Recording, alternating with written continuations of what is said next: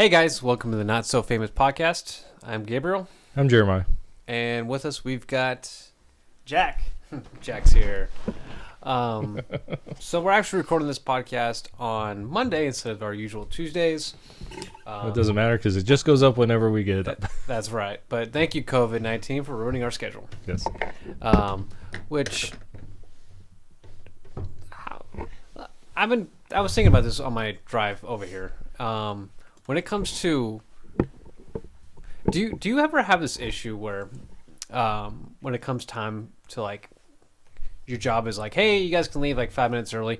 Do you have an issue of leaving 5 minutes early, or any kind of point like just leaving early, like stepping out that door 2 minutes early before like.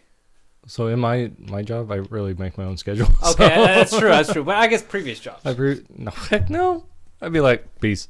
Oh, really? Yeah. So, like, I have this thing I hated where I'm my like, jobs. like, because they'll lock the doors and Sort turn of. off the lights, and I'm just like, it's not 5 o'clock, 6 o'clock yet. Like, I can't leave yet.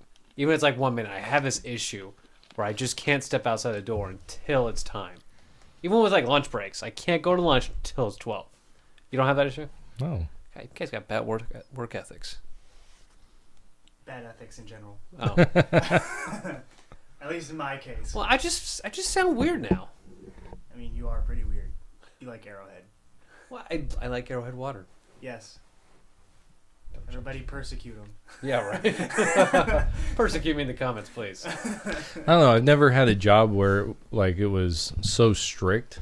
Well, it's not just strict. That's just the way I am. No, but I'm saying like I've never had it like that experience where I had to do something in a job. You know, like for you, you're in the military. Yeah. So that makes sense because everything had to supposed to be on time.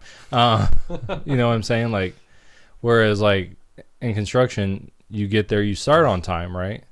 But when you take your break or your lunch, like we always took our lunch as our morning break, and then we would take an afternoon break, you know, and then we would get off, say 3 o'clock or whenever, you know, depending on when we started. And it was like, okay, well, if we start this next part, it's going to be another hour. So we'll just stop it out, you know, 15 minutes early. But tomorrow we'll get that work done. And, you know, so it was always like that. And now my schedule is, you know, most days I don't eat. I get here at 9, roughly, between 8:30 and 9:30, somewhere in there. And then I go to lunch at between 12:30 and 1:30, depending on what I'm doing. See, I think that would bother me, because I feel like I have to have a schedule, and I do everything on time. I'm a very punctual person. Is that the proper word for it? Yeah. Yeah. Okay. But on that note, besides that, what do you got for us, man? I have nothing. Oh, have you Don't seen? say that. Have you seen the movie Onward? Is that with Harrison Ford? No. So no, it's a Pixar movie. Oh no. It came out in theaters, but because of the virus, they went straight to stream. I'm sorry, I was thinking about that new Harrison Ford movie coming out. Call of the Wild. That's called Wild. Oh, yeah, that came out before. No, you're talking about the Onward, the one where the two dudes and they're just a pair of legs running around. Yeah. Okay, yeah. I think you'll love it. It's a D&D, basically. Really? Yeah. Oh. It's pretty cool. So it's the two brothers, right? Mm-hmm. And they're in this magical world where magic really, it's still there, but no one really practices it, right? Mm-hmm. And their father, who died, gives them an opportunity when they turn 16, because that's when you become a man in this world, to bring him back to life for a day, right? And so the whole point of this is to bring him back. And so they go on this D&D quest. Like literally, Chris Pratt's character is a D&D nerd. Like he is the typical living in the basement type of guy. Nice. Kind of the 80s rock. And he is this whole time. And I told Jack, like, he reminds me of Jack. Because how Jack, like, knows, like, parts of D&D just knows this part. That's this guy, and I really liked it. I watched it 2 times. We rented it last night. I watched it twice last night. Wow. Yeah. Twice last night? Yeah. I really enjoyed it. Wow, that's like back to back? Yeah. Really? Yeah. Back to back. Wow. That's pretty good. I remember seeing the trailer for it when we went to go see Star Wars. Right. And it looked good. Was there some controversial things about that? Well, there is at least one lesbian couple. And it's said in passing, and if you're not really paying attention, you'd miss it. So it's very subtle. Yeah. And then there might be another lesbian couple in it, but that could be like sisters. You know, it could be sisters, right? Mm-hmm. And so who knows? I forgot how this movie is. Is it people or is it like animal people? So it's like mythical creatures. Oh, so you have satyrs, you have you don't have a minotaur, you have a manicore, you have elves, which I didn't realize like the main characters are elves. Oh, really? They do not look like elves. Yeah, they do not look like your typical like what you think like the Lord of the Rings elves. They're not like that at all. What do they look like? They're blue. They like one has a big old nose. They kind of look like those deep gnomes. Or Yeah. The deep gnomes from yeah. Except tall and lanky. Yeah.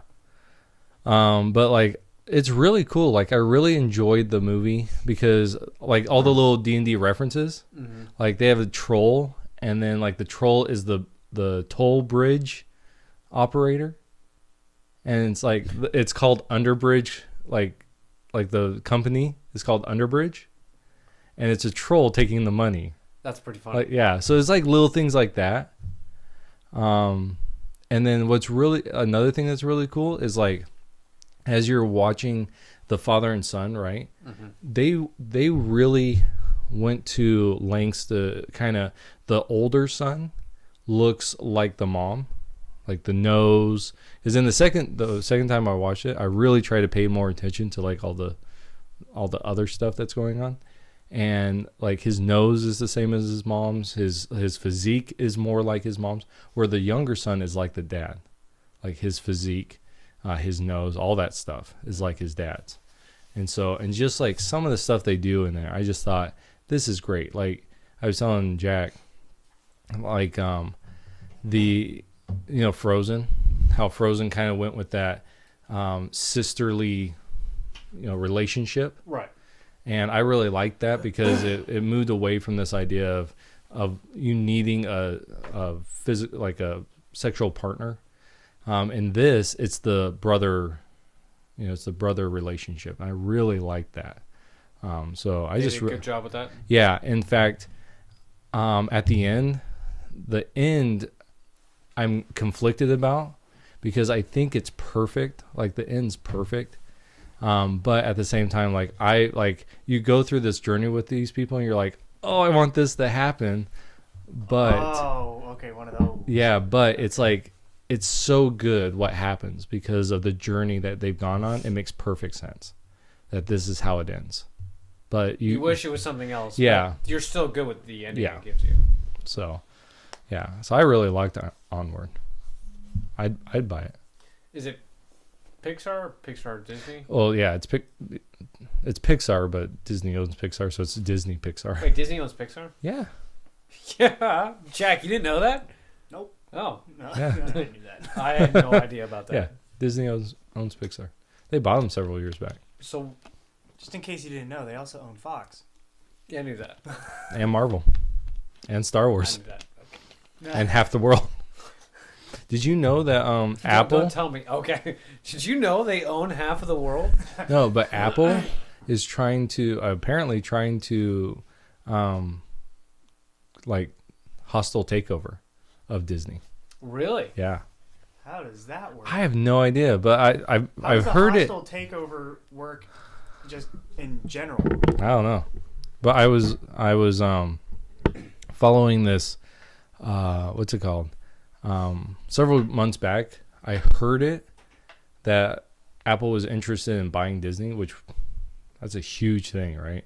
Disney's not like some small company. Yeah.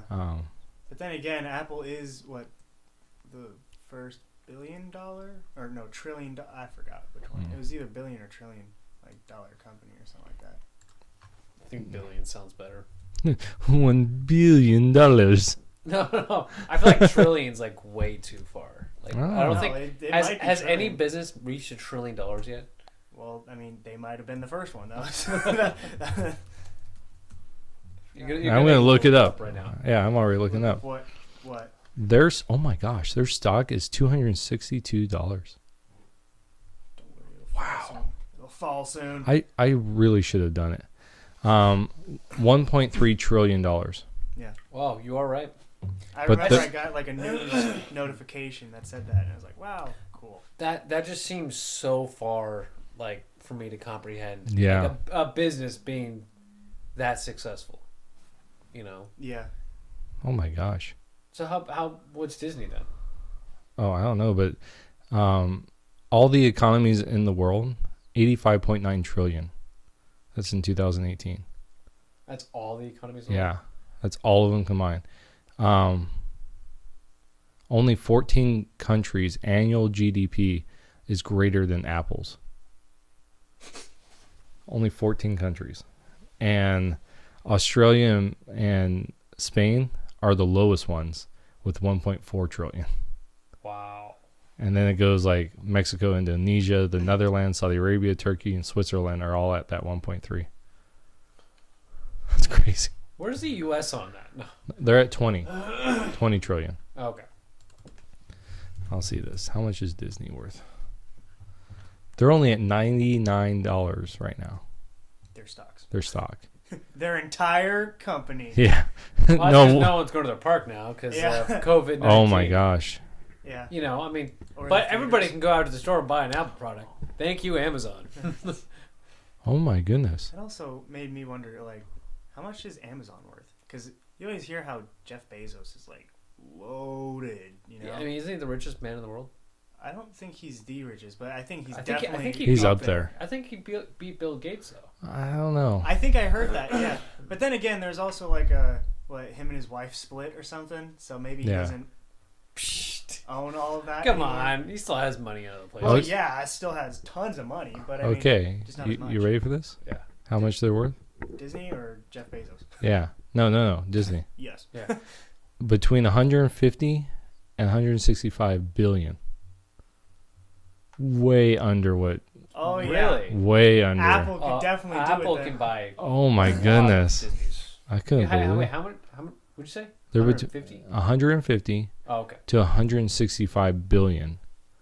And that's because their stock is fluctuating. Mm-hmm. If they're at 94, they're at 150, but at their current thing it's like 165. So yeah. I thought Disney was a lot higher. I thought so too. No, I didn't know how high Disney was, but Nowhere I near knew it. that Apple was a bit higher. Well, not, Yeah. At least a bit. At least a bit higher. At least a bit. Yes. So a This is a- hostile takeover is. Where'd you hear that from? I don't know. He's the one who I said know. I'm not. Class, you're the Look at I thought he said it. Jack, what's wrong with you? I don't know. I forgot already. Where did I see it?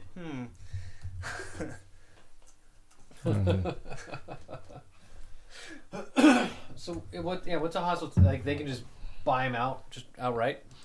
Well, this comes from CCN. I don't know what that is.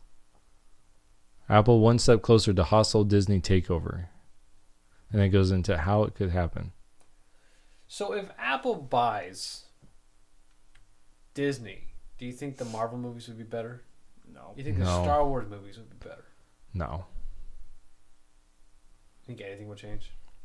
I think there'll be some changes, but There'll be a little apple in the corner of the screen the entire time. Right. It'd be like Apple, like products within Disney movies and stuff.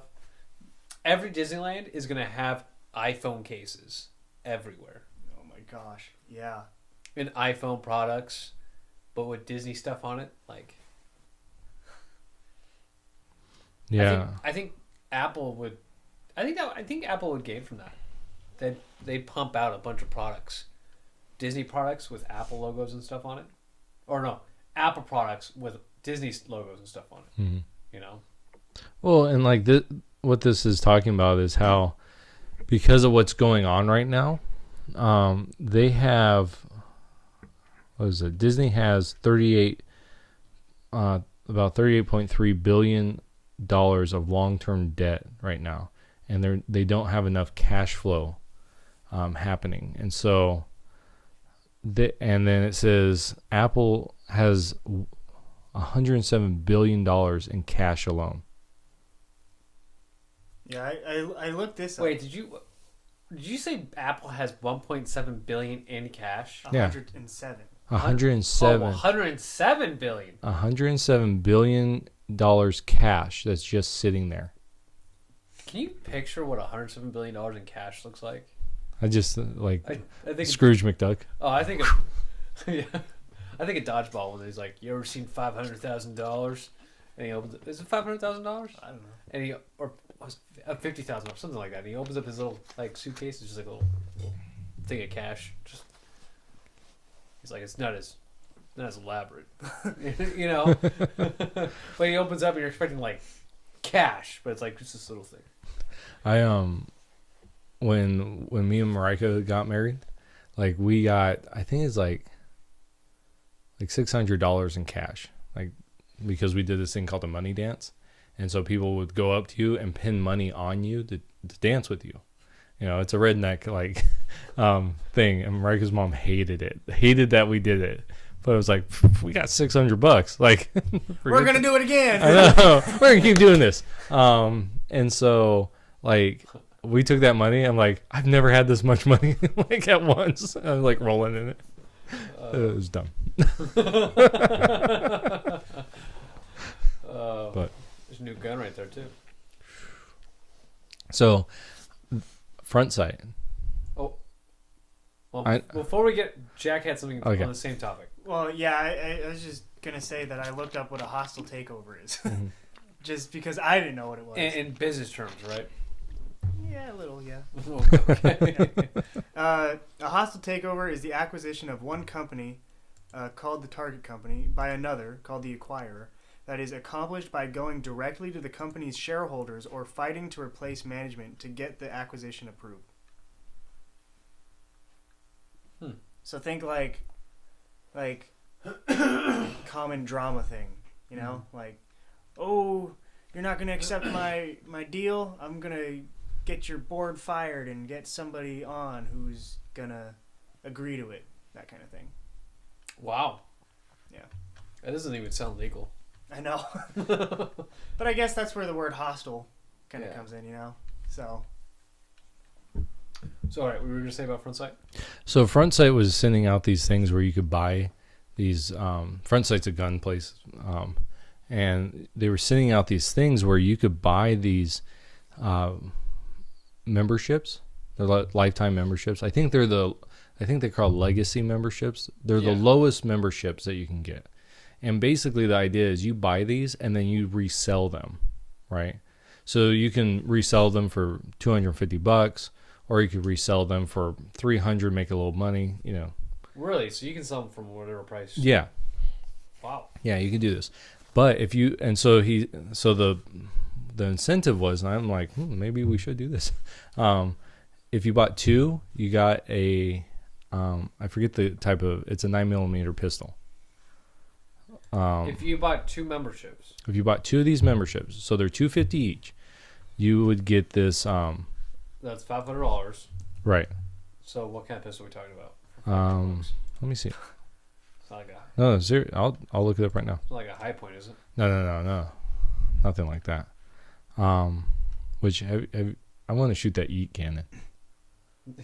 Yeah, I do. just the. Even though I bag and I do not like high point at all, I still would like to shoot a high point, just to see. Right. You know. Just to see how crappy it I is. had a friend. He's like, "Hey, my cousin's got a high point. I shoot it. It works just fine. Never jams." He goes, I "But my buddy's Glock." You said Glock or Sig jammed all the time. but the high point never jams. I'm like, well, You know what? I wouldn't mind like having one. You know, it's a cheap pistol. Why not? You know, if anything, you throw it at. yeah, right. But like, you know, would that be great for? Like if Throwaway gun. well, He shot at me. Dropped the weapon. Yeah. It's right put, there. put his hand on it. But the stuff hits the fan, right? Yeah. You could trade that away. Mm-hmm. I'll trade you this pistol for some food. Right, with no Yeah. magazine. Yeah. Or you could give the robber that gun, and you guys could have a duel. Like you go get an actual good gun, and you give him that one, and you're like walk 6 paces away, Yeah. turn around, draw. You know. Yeah. You take out the spring in it. Yeah, right. Actually, they're gonna break into my house and be met with a podium with the pistol there and a note. You know, You can have got whatever you 5 want. shots. You better make them count. It's like dark. And all of a sudden, like Let's play a game. yeah, you also hear pew with my night vision turning on. You're like, oh god, lasers are coming everywhere. All right. They're left with a friggin' high point. So, all right. So, if you purchase 2 of these legacy memberships, right? 250. Okay, yeah. A brand new FMK 9C Generation 2 9mm with a Bill of Rights. It's called the Bill of Rights compact pistol. Do you have a picture there? Yeah. Oh. I mean, looks like that. Right there. What's over? What brand is that? FMK? I've never heard of it. Okay. Oh, I'm sorry. Have you? No. Yeah, I've never heard of that. I have to brand. make sure. Okay. Um, Yeah, so I don't know what that is, but so that's but if you buy 5, so now you're talking $12.50. mhm. You get your choice of Performance Center Pro Series Model 642. So these are revolvers, or a Model 66 Combat Magnum, or a Model 629 4-inch barrel, or Performance Center M&P 9. It's the shield. I would go with the shield. With optics ready, so you don't actually get the optics, but it's just ready for it. So why did I put it in the picture then? I know they do that. You can get the M&P Don't Tread on Me limited edition with the little that on the top. You can get the 6-inch fluted barrel red dot sight. Actually, that one's not too bad. You can get this carbon fiber wraparound barrel. It's a Hogue. You can get this M&P 15 Sport. That's pretty cool. Or you can get an M&P 1522 Sport. Or you can get an M&P 15 Sport 2 Betsy Ross Flag limited edition. Or you go up to 50. Is that what I think it is? No. Oh, But this I is just see from a distance. yeah. Did you think it was 50? Yeah, cal? I thought that was a 50 cal. I'm like, oh are my you gosh! kidding me? When I first saw that, I thought the same thing. I'm like, I'm getting that. Heck yeah! I'm like, okay, 50 times 250. Yeah, I could sell that many. It's like, it's like one of those I like could get my money back. like adult like Boy Scouts. Mhm. Like you gotta sell this money and you can get this prize. And it's like, Right. I sell 100 of these, I get a 50 cal. What? You know? Yeah. Exactly. What is that though? No, it's a Performance Center T/CLRR Flat Dark Earth 308 Winchester with scope. Hey, that's still pretty good. Yeah, it is. Or you can get an M&P 10 Optic Ready 308 Winchester. Is that Winchester? No, why would it be a Winchester? But it's a Win / 7x62 by 51 camo. Can you picture someone's collection right now of firearms is purely just selling these memberships? Yeah. I'm like, you could, like, seriously, like there are people that do that. They get these deals and then they'll sell. Like $50 higher, Yeah. and then just make $50 profit. Yeah. So how much was it to get the? So it was 250. I'm sorry, not 250. Sell 2, then 5. Yeah. Well, what it is you buy, Mm-hmm. like you buy it, Right. and then you can resell it if you want to, right? Or you can gift it to someone. It's whatever you want. Wait. So if I buy them already, I get the weapon anyways. Yeah. Right, and then you can resell them at a higher point. Wait, then I could sell the gun too. Yeah, if you wanted to. Well, I know it's selling a gun, but I would sell the gun to get a better gun with plus the money I earned from, if it's $250, I'm selling for $300, so $50 extra. Right. I like this, man. Yeah, it's a pretty cool thing. Some of those guns are crap. I wouldn't take them. Yeah, but I mean, like the M&P shield. Okay, I don't mind that. Revolvers I can take or leave it. I'm not too big on revolvers. Yeah. But yeah, like this Winchester with scope. I mean, that'd be pretty cool. Yeah. It's basically a sniper rifle. Mm-hmm. Oh, the optic is not included. It's not? No, it's a little thing down here. Optic not included. But yeah. What did you say optic was included at? Well, it says with optic, but this doesn't come with optic. But yeah. Yeah, so if you get 25, right? Mm-hmm. You get 5 of those guns. Of my choice? Yeah. And one of the rifles. Wow. Whoa. Oh, I see. One of those that either that 308 Winchester or that 308 M&P. Okay. If you get the 50 lifetime memberships, right? You get 10 of those guns, those pistols, and both of those rifles. If you get 25, you get 5 of those pistols and 1 of those rifles. So how much would it cost to buy 50 of those things? Well, I mean, 50 times 250. Yeah, I can do that math. Yeah. Jeez. Calculator. 250 times 50. $12,500. Ooh. That's worth it. Because those rifles by themselves are probably like at least 1,000. Yeah. You get 2 of them. That means 10,000. And you're looking at each pistol roughly ranging, let's say 500. Yeah. And how many again? 10? 10. So That's 5,000. 5,000, 6,000, 7,000. You're only getting about, let's say, $7,000 to $9,000 worth of weapons. Yeah, but you could resell those. Not the weapons, but you could resell. Oh, okay. So then you got 10. No, 50. I'm sorry. 50. 50 of those. For $50 more. Yeah. Just Which is $12,500, right? That you're making. So you're making that. yeah. So you're getting your money back, right? And you're making another 12 grand on top of that. It's pretty good. Yeah, but how many people do you know out here that you would sell it to? You could probably just stand on the corner and be like, "Hey, I got something for $300. It's a lifetime membership. You can go." And this is what's cool about Frontsight. You can go as many times as you want. Free. You can now. Yeah, like me. Right now, I think I'm a commander. Like that's my level. And so all I have to do is contact them 2 weeks in advance to guarantee my spot. And then I just go. And I could do that. I could do every 2 weeks. Like say I do this 2 weeks, I want to go to this lesson. Okay, next week I say, okay, 2 weeks from now I want to go to this lesson. I could do that for 4 weeks in a row, right? And then for a whole month, I can go to all the lessons I want. Where's this at? It's in Pahrump, Nevada. I guess you doing that kind of schedule of 2 weeks and 2 weeks and 2 weeks would be better if you actually lived up there. Yeah.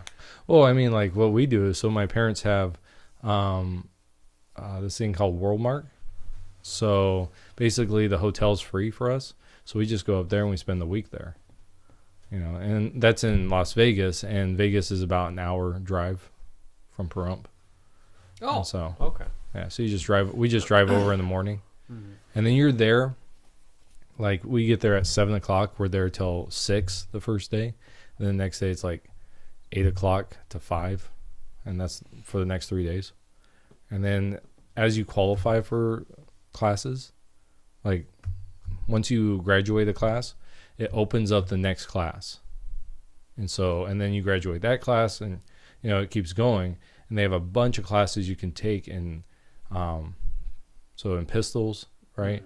Then you have long guns, so you can do that, and and everything starts basic, and then moves up, and you build on those skills. And so you might go and you'll be like, oh, I've already taken this simple class, right? Because it's a basic class. They start you from nothing, like as if you know nothing, and they take you to basically able to carry a gun. Like my favorite thing is the first year we were there, we had this couple and their 2 sons. This is an Asian couple, and the dad seemed to know what he was doing, right? He seemed to have shot a gun before, but the mom and the 2 sons, like, no. And I thought they were going to shoot someone, like seriously, like they would turn around and muzzle people. Oh. So they would turn with their gun towards the back where everyone is, not down range, right? But they would, and so I thought one or two things are going to happen. They're going to get kicked off, or they're going to kill someone.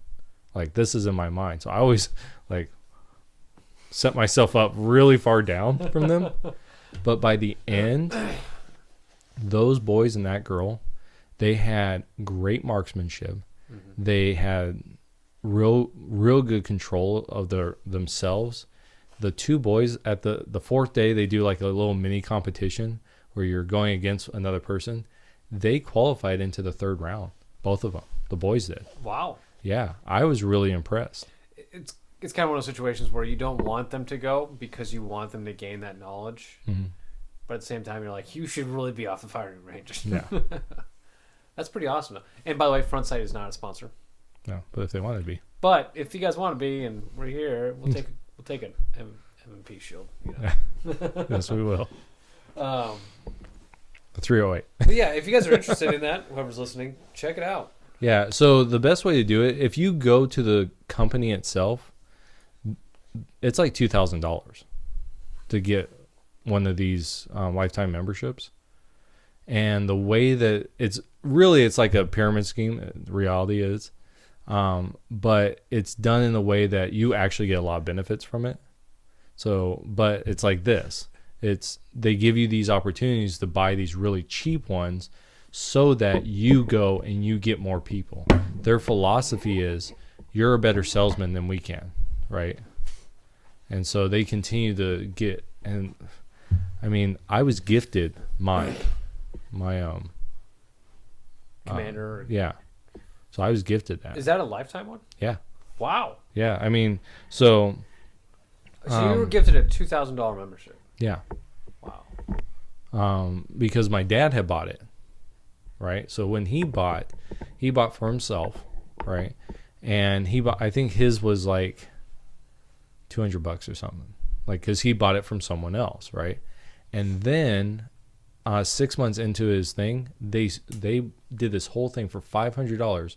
You got 10 commanders, right, that you could sell for, however.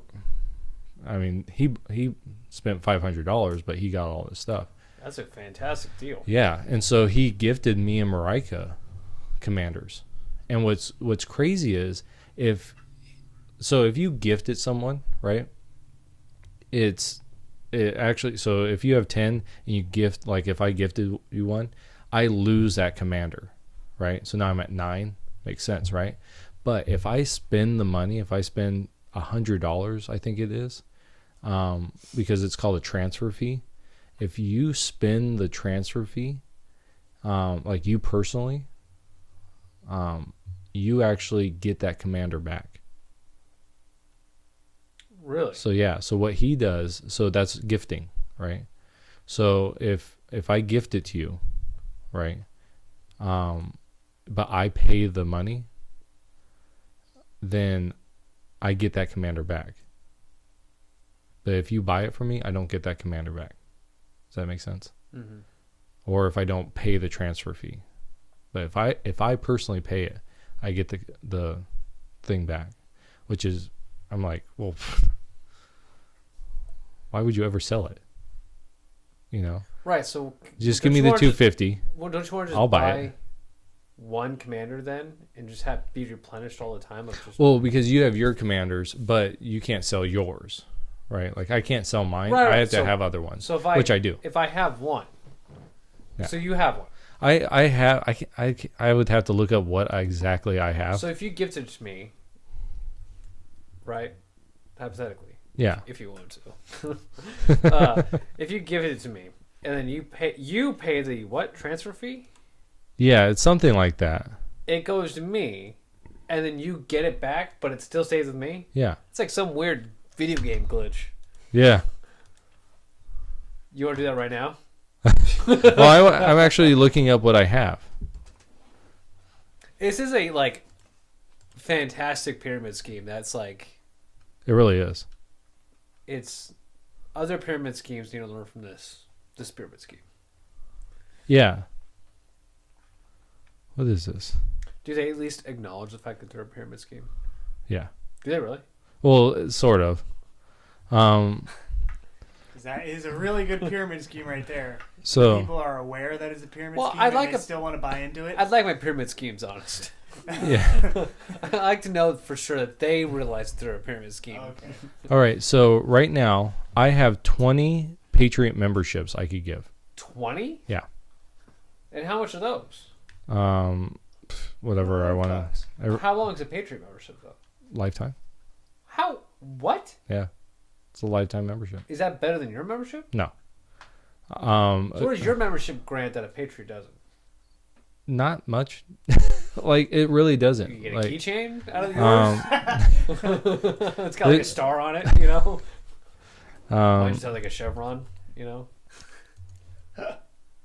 So like okay, so in like okay, so a Patriot membership, this is what I was told, like because we wanted to bring our kids, right? Well, if you have a Patriot membership, then you can come and do, I think it's just the gun handling stuff. I think that's it. But they have other things that you can do. They have martial arts that you can take, like those classes.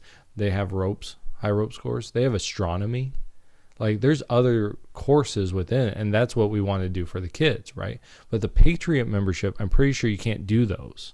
Oh, so you're limited on classes then. Right. You're limited to just your gun courses. Yeah. So Astronomy would be kind of cool. yeah. Is it like astronomy For kids. Okay. Oh. Like it's specifically I thought for it was kids. like how to navigate with the stars. Yeah, because I kind mean, of it seems like there's a common denominator between all of that stuff, you know? Like it's just Well, they have other things, like there's night classes, right, that you can take. There's actual like military classes that you can take. But can I take the astronomy though, even if I'm not a kid? You know, I don't know. Because I know that they want like I mean, it's like basic. Like there's 9. How many planets have we determined now are in the solar system? there's 8. No, there's 9. There's always 9. yeah, forget it's Pluto. Pluto's Pluto is a planet. yeah. It's a dwarf. Bill Nye told me it was back in the 90s, and it Yeah, will well, be. he dwarf changes planet. he changed his gender, so Yeah. So, do you really want to reference Bill Nye? No, he's stupid. He ain't a scientist. Yeah, I just said that. He really is. Yeah, what do I take? Like, they don't just go over like the basic stuff. There's 9 planets in the solar system. You know, just don't go there. but yeah, so you can take. So these are the things that you can take. 2-day defensive handgun. This is with the Patriot. 2-day tactical shotgun. 2-day practical rifle. 4-day defensive handgun. 4-day tactical shotgun. 4-day practical rifle. So if you take a 2-day course, it's just an introduction to that weapon, right, and how to shoot that weapon. But you can't graduate from those. You have to take a 4-day course to actually graduate. And so So you can take all those. So you can take, basically you take a handgun, a shotgun, and a rifle. Those are the courses you can take. And then, but what's great is, so I went in as I wasn't a patriot, and I wasn't a commander. I was one below the commander. Maybe I was a patriot. A private. Yeah. I can't remember what I was, but then my dad gave me the commander, and he bumped me up to that. And so then I paid like $100, I think it was, and that's when I got all these patriots. Wow. Or like, and this is actually what I wanted to do with you. I could take Jack too, but there's a 4-day handgun rifle shotgun, right? So, or it's basically I have these what are they called? Basically like coupons, where I can take you, right, and I can transfer one of these handgun courses to you, and then you can come with me and kind of get a feel of what it's like. That's pretty cool. Yeah. That's really cool. So I thought that'd be a cool little, like, guys trip. Yeah, man. Because I thought if like you two went, then me and Marika would go. We would get someone to watch the kids, and she'd be my partner, and you guys could be partnered up. And it's really fun. Like, I mean, it's what I really like about it is that you're not just getting. I mean, some of these guys are like I told you about the first year. I had this guy, and he was a range master for the corrections in California. And so, and he told me, so I was doing this thing, and we were starting to do timing, right? The timer, because that's part of the test at the end. And I was getting up, right, and getting my gun on and my sights on, but I was missing, right? And he came over and he's like, I want you, because I couldn't hear the timer, right?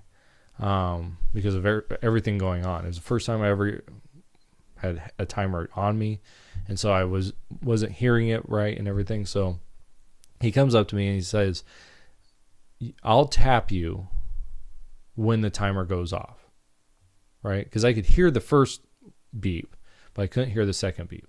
He's like, I'll tap you when that second beep. All I want you to do is I want you to get the gun out and on target. That's all I want you to do. Don't fire, and I will tap you when the timer goes off, right? So I get my gun out on sight, and I'm just waiting and waiting and waiting, and then he taps me. And he told me what's happening is you're going too fast. You're going so fast that you're worried about beating the timer, and you're missing. He's like, you're way in front of the timer. So get it out there and take your time on that shot. And so after that, I was beating the timer every time and getting good hits. And it was just like, and that's what they do is they come up to you, and they, for those that are brand new, they get them to that spot where they're comfortable with the firearm. For those that know a little bit more, they tweak you, and just little things. Little fine details. Right. You're missing, but everybody else can notice. Right. Nice. And they're real, like, one of the first things they say is, you might have shot and been taught a certain way. They're like, all we ask is that you put all that aside and do exactly what we tell you for these next 4 days, and see if this is better. Because what their philosophy is constant learning. So what they'll do is they have an exact system of how they introduce things. Because like I was asking them, why do you teach us, certain things before other things, right? Like they teach you how to shoot before proper like pressing of the trigger, right? And they said, because this is the best way that we have found that most people can can approach it. And they said that's why we do these things in the order we do them. They're like the one guy said, I don't know exactly why, like the exact reasons. All I know is this is how they've been working for several years, and they're constantly reevaluating how they're doing things. And so like when you shoot, and I asked them, why do we stand this way? I was one of those guys that's like, just shut up and do it. Like, stop asking the questions. Like one of those people. And I'm like, because you know how, okay, so in most people's stance, right, there's the two ways to stand, right? There's the where your shoulders are straight on, right? Your feet are straight on. And there's the kind of cockeyed one. And then there's the whole, do you have your arms straight, right? So they teach arm straight, right? Your gun side straight, and then your what's it called? Support hand. Yeah, your support hand. Actually, like this. So the elbow's kind of up underneath. Okay, and I asked him why, right? Why do we do that? And he said because when you get to the rifle, it's the same stance. It's a little different. That's fine. It's a little different, but it's basically the same stance. And he said the reason why is because you learn it here, and you go to the rifle, you're already far ahead. And so that's why they do these things. I'm like, well, that makes sense, from a teaching point of view. That way you can progress people faster by teaching, because they said this is the proper rifle stance, right? And so they were like, so we started working with that with the handgun, and we found that it becomes more accurate. So it's really interesting, I wouldn't feel bad for asking why, because you don't want somebody to tell you something that overall it's not going to serve a purpose for you. Right. So I'd rather be learning something that somehow serves a purpose. So if you're going to tell me to shoot a certain way and you're just like, I don't know, you just do it that way. I'm like, well, it's probably not a good way then. Right. So I preferably like to have a purpose for why I'm doing something. Just like me, I shoot chest forward. Because I'd rather take a bullet to the chest than to my side. Right, and they actually talk about the reasons why they do it this way. So they have a reason for everything, but what I was asking him is, why do you teach it in this way, right? In this exact way? Because when I teach, like when I teach baseball, I start purposely with the feet, right? And build from the feet to the knees, to the hips to the shoulders, to the shoulders to the arms, to the arms to the head. Like I specifically, when I teach in that order, because that's building from the ground up. And when your base is good, then your top is good. It all builds itself up. So I'm very knowledgeable, like very not knowledgeable in the sense of what I'm doing, but knowledgeable and cognizant of how I'm doing it, right? And so that's why I asked them, why do you do it in this order? And their response was, that's because with all their research, this has become the best. This is why we do it this way. And so, but they couldn't tell me the research, right? They could just tell me the reasons behind that specific technique, right? And so I'd probably be just like you though when I go over there, because I'm learning it from like the military perspective, right? And kind of like a self-defense perspective. Going to this area and then like learning something new, I'm gonna be like, so why do you guys teach it like this? I wouldn't be like, well, the military taught me this. Well, they'll actually talk about how the military teaches, and why they do it this way. Jack just left. He hasn't been talking for a while. He's like, forget this. He's like, this is boring. But yeah, so they'll teach. Yeah, they'll actually reference other ways of doing things and say, this is why we do it this way. So, and I think that'd be one of the things I'd have a hard time with is learning something new and breaking that habit that I'm like so used to doing, right. But it's also one of those things where I have, it's not just my philosophy, but if it's not broke, don't fix it, you know, or if you know you're going to shooting a certain way, Mm-hmm. that you are hitting the target 100% of the time, and this is working for you, why change it? Right. You know, unless it's detrimental to your safety or someone else's safety, why change the maneuver or why Right. change the technique? You know, but this is a pretty cool thing.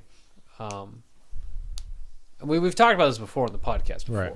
but just hearing it over and over again, it's just this school does sound pretty sweet. Yeah. I would like to take you guys just so you can experience it. I just like you go there and everyone's there, and it's just I've never had like people be jerks. You know, people keep to themselves, you know, because they're there with friends, and so they're, you know, but I've never had people be jerks, you know, and everyone's just nice. You can, like this one guy, I forget his name. I have him in my phone.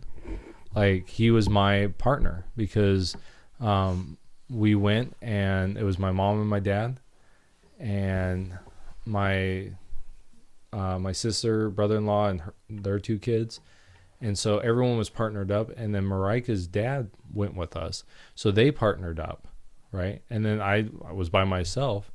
And so I just partnered up with whoever was there. And, you know, we had a good time. You know, we both, I mean, he was an NRA instructor. And How do you shoot?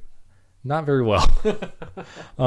I mean, he was good, you know, like, don't get me wrong.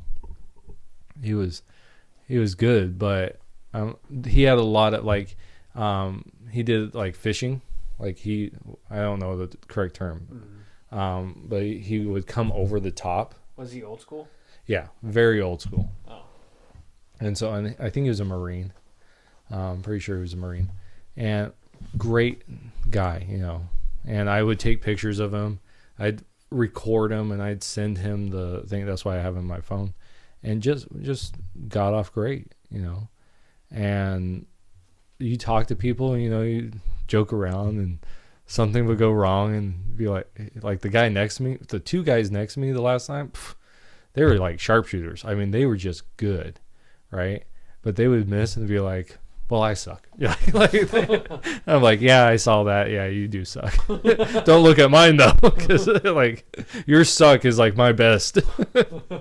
But like, it was just great, you know, and everyone's real nice, and they make fun of themselves. Like the company itself, like they sell you everything, right?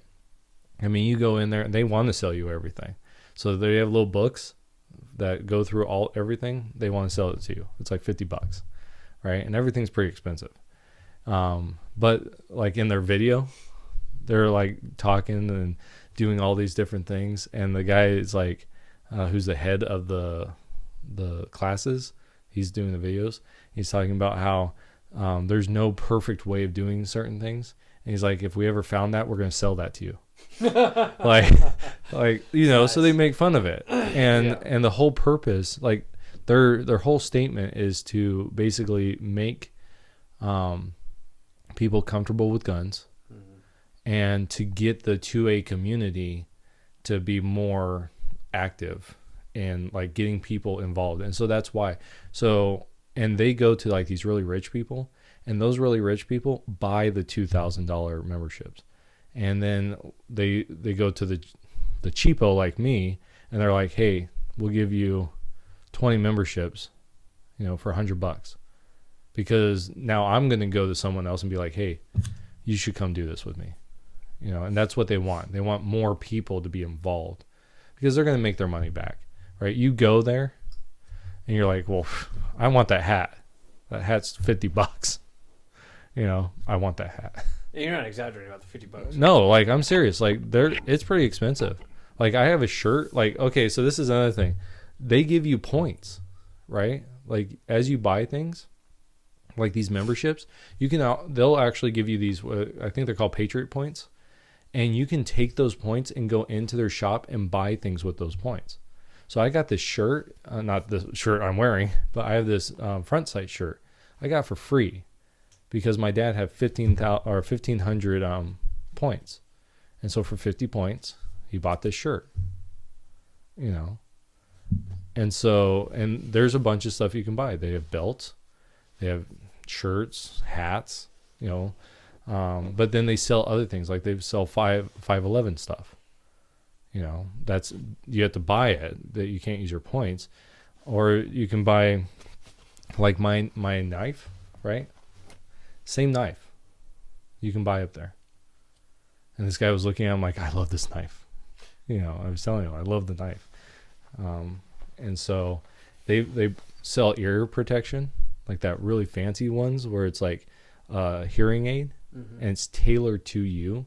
Like you go there at the beginning of the week, they'll tailor it to you, and by the end of the week they'll have it for you to take home. Here's a big question about this place. If I go there and I get to the range, am I supplying my own ammo or do they supply the ammo? No, you supply your own. Yeah, you're going to supply your own ammo. Do they recommend how much ammo to bring? Yeah, they tell you how much. It's about 800 rounds. Okay. Yeah, and like the first day, you might go through 100 rounds because it's all, and the next day you might go through like 150, 200 rounds. And then the next 2 days you use up the rest. So, and they actually have a shot count, like how many exact bullets that you're supposed to use. But they just tell you 800. I think if you do everything exactly the way they do it, it's like 650 to 700, somewhere in that range. That's how many bullets you're going to use because they dial it down to exactly. It's really when they let you just go. On the fourth day, they do the test in the morning, and then the rest of the day it's just fun. So they do like multiple attackers. They do. You did a kill house, didn't you? Yeah, we got to go through a kill house, which is fun because they go with you, right? They're behind you, and you're going through and you're taking out these guys. And I shot Uncle Benny because he has a cell phone, but he's like this, right? So he's standing there with his hand out. Well, as you turn the corner, all you see is him and his hand, just the forearm. And so I'm like, pop. And then I turn and it's just a cell phone. And at the end, the guy's like, yeah, you probably didn't know him anyways. I'm like, yeah, that was Uncle Benny. He shouldn't have been in my house. I warned him once. I told him to stop drinking the milk out of the fridge. Yep. So, but yeah. But it's real fun. So I try to get other people to go, and I just because I think that this, if you've never shot, this is a great way to do it. It's real relaxed. We go in the summertime because there's not a lot of people there. There's still a lot of people. Like, don't get me wrong. I think we, on average, 40 people in our class. Oh, wow. Yeah. And because there's 20 rows, and so it's about 40 people because everyone has a partner. And so it really, like, and there's multiple classes going on, and they're constantly building new stuff. Like they have their old ranges and their new ranges, and they're building a whole new, what they call Patriots Plaza, where all the new stuff is going. And they have this like huge plan to do all this stuff, and it's pretty fun. Sorry, Jack. I know Jack's just over there. I mean, Anyways. We'll change topics for Jack's sake. Yeah, so Jack can actually participate in this. So how's we're in another week of the COVID-19. Mm-hmm. How is the quarantine going for you guys? You guys surviving? Go ahead, Jack. I mean, yeah, I'm doing fine. I've been playing a lot of video games. No cabin fever yet? What is that? Just kind of being cooped Seriously? up, locked up, Oh, no, because nothing really to do. Well, yeah, I don't really have anything to actually do, but then again, I procrastinate. So, Joke's on you, quarantine. I have no social life. but I think yesterday, my mom was telling me like, for somebody who's supposed to be quarantined, you sure go out a lot, because I go over to like Carl and Robert's, and then I do Sunday mornings. I help up in the sound booth, and then we're doing the D&D stuff, and then also, I come over here if you guys ask for a podcast, or I'll help Jeremiah out, or play the drums and stuff like that. So I mean, today helped me put up signs. Yeah. Yeah, so I mean, yeah, for somebody that's supposed to be quarantined, I'm not really quarantined. Do you feel like you're more busy when you're quarantined than when you're out of being quarantined? No, definitely not when I'm quarantined, because if it wasn't for this COVID-19 thing, maybe my friends would be going to like Havasu or Yuma or places like that to go do stuff. So there'd be other days specifically set aside for all that stuff. But now it's either around the church kind of thing, or in a virtual world where I'm riding around on a horse. What about you, Jay?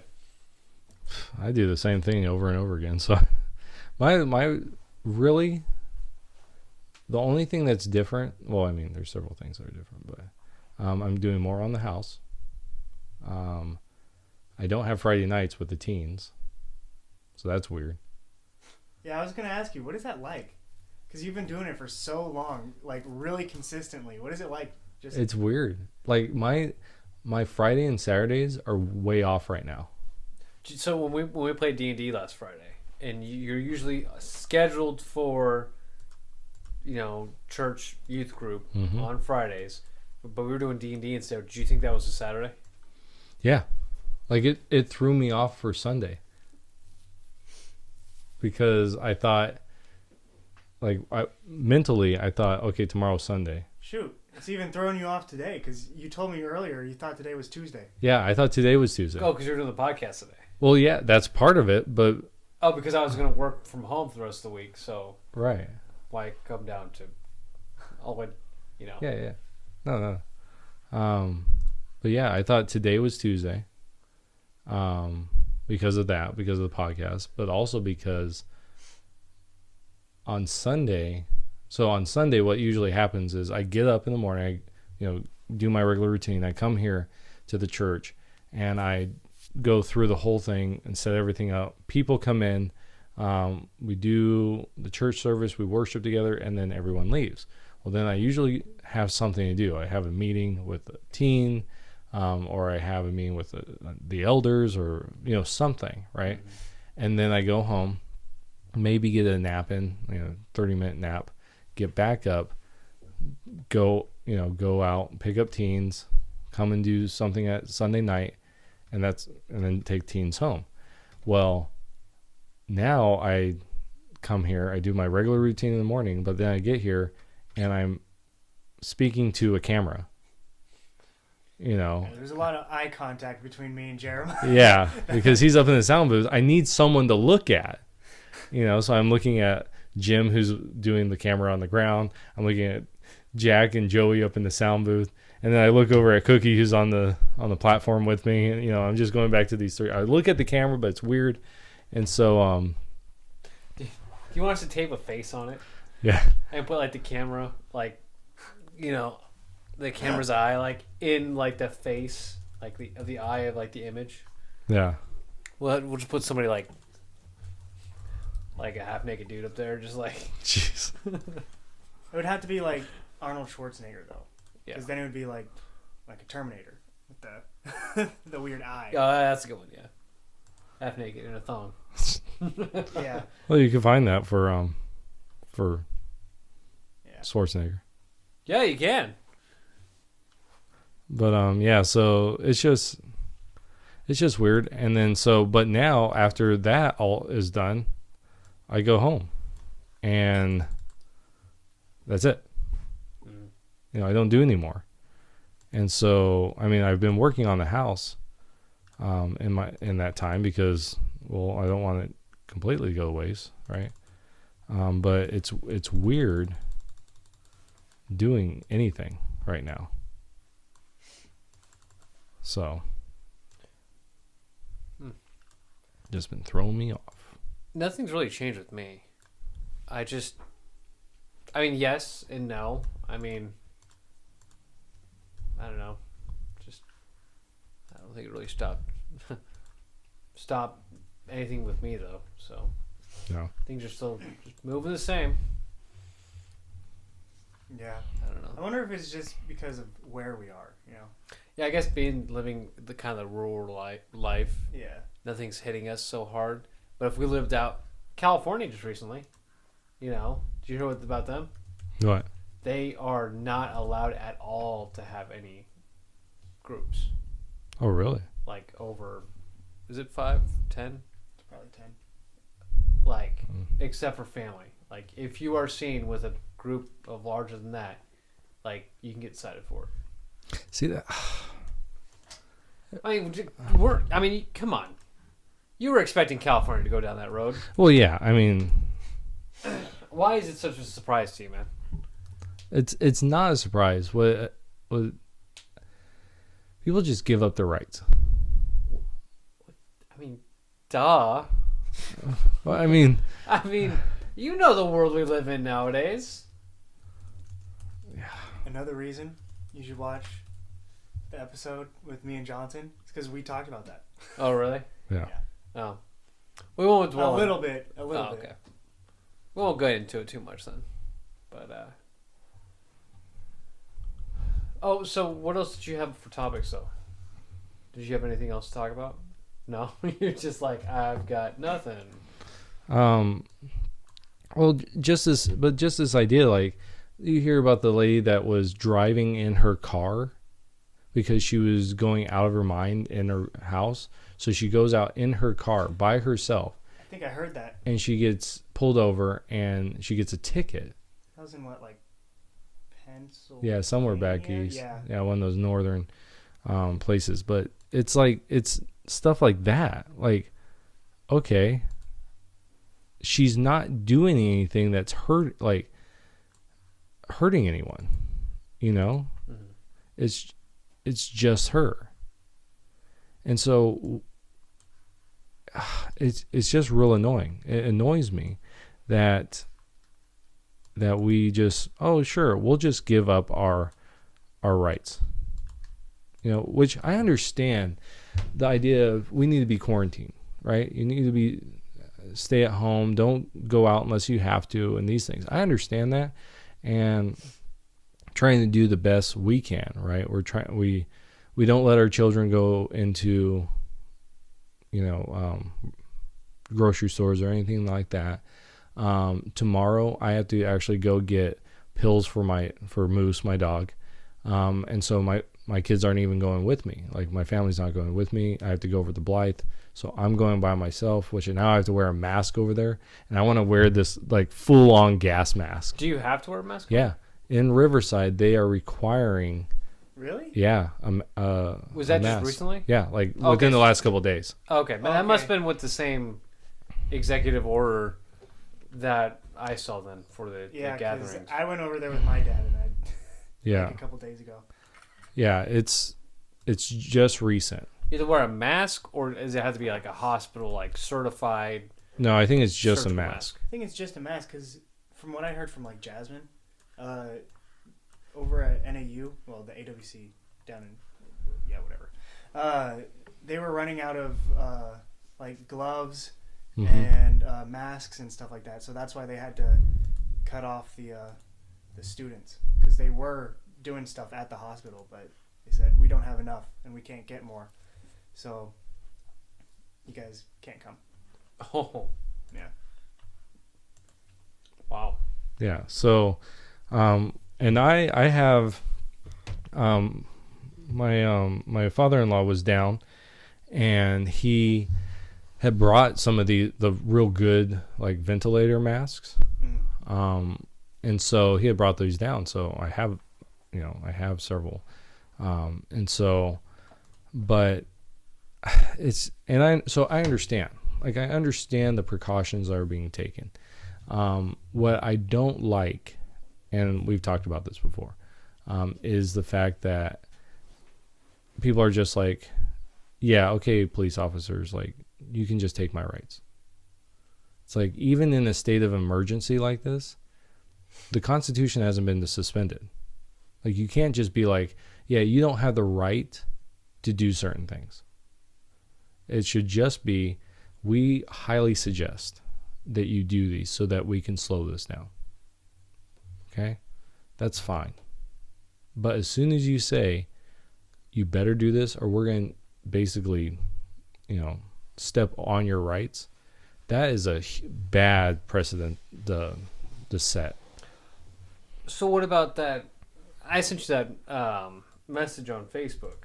Let me see if I can find it real quick. It was about the Christian Woodstock. Yeah. Remember that? Yeah. What's your thoughts on that? So, Pennsylvania pastor slams coronavirus precautions, plans Woodstock-like Easter gathering. It's going to be a pretty big gathering. It might be. And so what's your thoughts on the state of Pennsylvania going, no, you have that gathering. You'll be arrested. You'll be fined, whatever the repercussions are. What's your thoughts on that? Well, first, I think the guy's an idiot. I remember you sent me that. Oh. Right, for doing that. Yeah. Yeah, so I'm already, like, I'm perfectly fine with the state saying, okay, no, gatherings of over a certain amount of people. Like, let's not do that. We're not going to allow that. And really, they could be like, we're closing down this area, right? Because they have control. The state has control over your travel, right? Over roads. So unless you want to walk everywhere. Is it surprising that the state of California hasn't closed their border off yet? I mean, they're making it mandatory for you to wear a mask. Okay, well, only in Riverside. So right, it's just. But that's right across. I know. You And Riverside's huge. Yeah. It's one of the biggest counties. In California, yeah. Yeah. But the 10's right there. It goes right through Riverside. Like, you're going from a state that says you don't have to wear a mask to a state that says you have to wear one. Right. Like, wouldn't it be in their best interest just to say, look, we're going to close our border off for a little bit. Semis only. Right. Ironic. Again. What? It's just ironic that California is the one saying close the border. Yep. Well, see. Okay, so I'm torn with this idea because I am a states' rights person, right? And I think the federal government, their only job is the border, the main border, our ports of entry. The big border, yeah. Yeah, with Canada and Mexico and our ports of entry. Yeah, spit on them. But so, and I think that interstate commerce, right? And so, and only in the sense that they are there to kind of, they're the ref, right? They're not the dictator, but they're the ref. Okay, so California wants to do this, Arizona wants to do this, and they're fighting. Okay, now the federal government steps in and says, okay, this is how we're going to solve this issue. So as far as their borders, I think that there is a very fine line where they have to follow the federal guidelines, right? They can't just be like, no, we don't want, like if they were to say, yeah, we don't want Arizona, block that border. Oregon's fine. I think that's a problem, right? But if they're like, okay, we're going to close our entire borders just for this amount of time. Not like, oh, Arizona's not following the same precautions, but Oregon is. Yeah, because now they're like picking someone. But I mean, it's within a good, decent reason where, Oregon's telling their citizens also to wear face masks. Right. They're being just as cautious as we are, but Arizona's being loosey goosey about everything, and they're okay with like gatherings, and they're okay with, not saying that they are now, but they're okay with all this stuff. Like, we'll close up our border to that. Like, that kind of makes sense to me a little bit. And so that's what I'm saying is I'm real like torn on this issue, and at the same time though, as soon as you start closing borders, and this is actually what happened with New Jersey, right? I think it was New Jersey. There was medical equipment that was supposed to go to somewhere, and they actually stopped it and kept it there. And it was like, okay, now you have a problem with the union, right? Us being one, we're multiple states, but we're one union. That starts breaking down, right? When you start going, okay, well, just in case our cases get bad, we're not going to allow this stuff to travel through our state to get to that state that actually is having the problem, right? Right.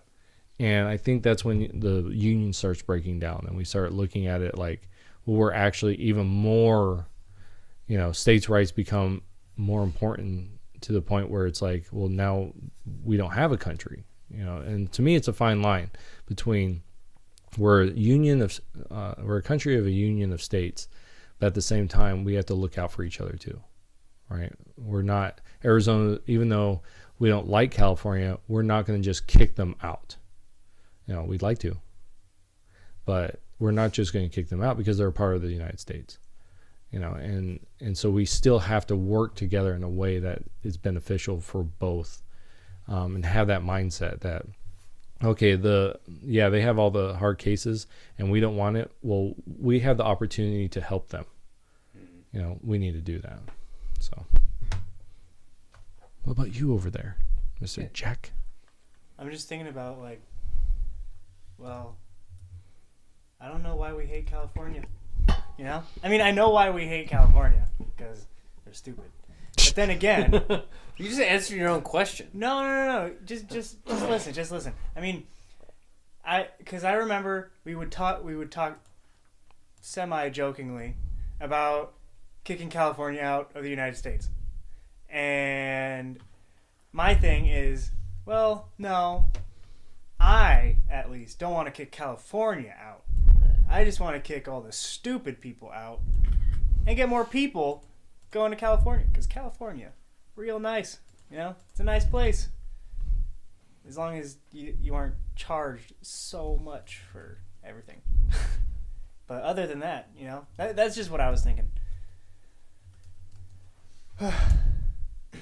No, I agree. It's a nice state. Yeah. It's a nice There's state. a lot of nice places. Yeah, you're right about that. It's just the people are. Well, yeah, there's a lot of people there that, especially in the government for California, which need to just go. Yes. Just don't know where. But. And the easiest way to do that is just cutting down the line down through California, Arizona. No. Just cutting the Arizona border and just letting it just go off into the ocean. No, we have beachfront property here. Yeah, but you use a chainsaw. You're just out there. But then again, it's like I would much rather have beachfront over in California than the beachfront in Arizona. If we were to just somehow magically if I could choose, I would much rather have California than Arizona because that doesn't make any sense. Like desert, ocean, right there. It's like there's no grass unless you let the weeds grow, and stuff like that. So I mean, it's just it doesn't fit with me.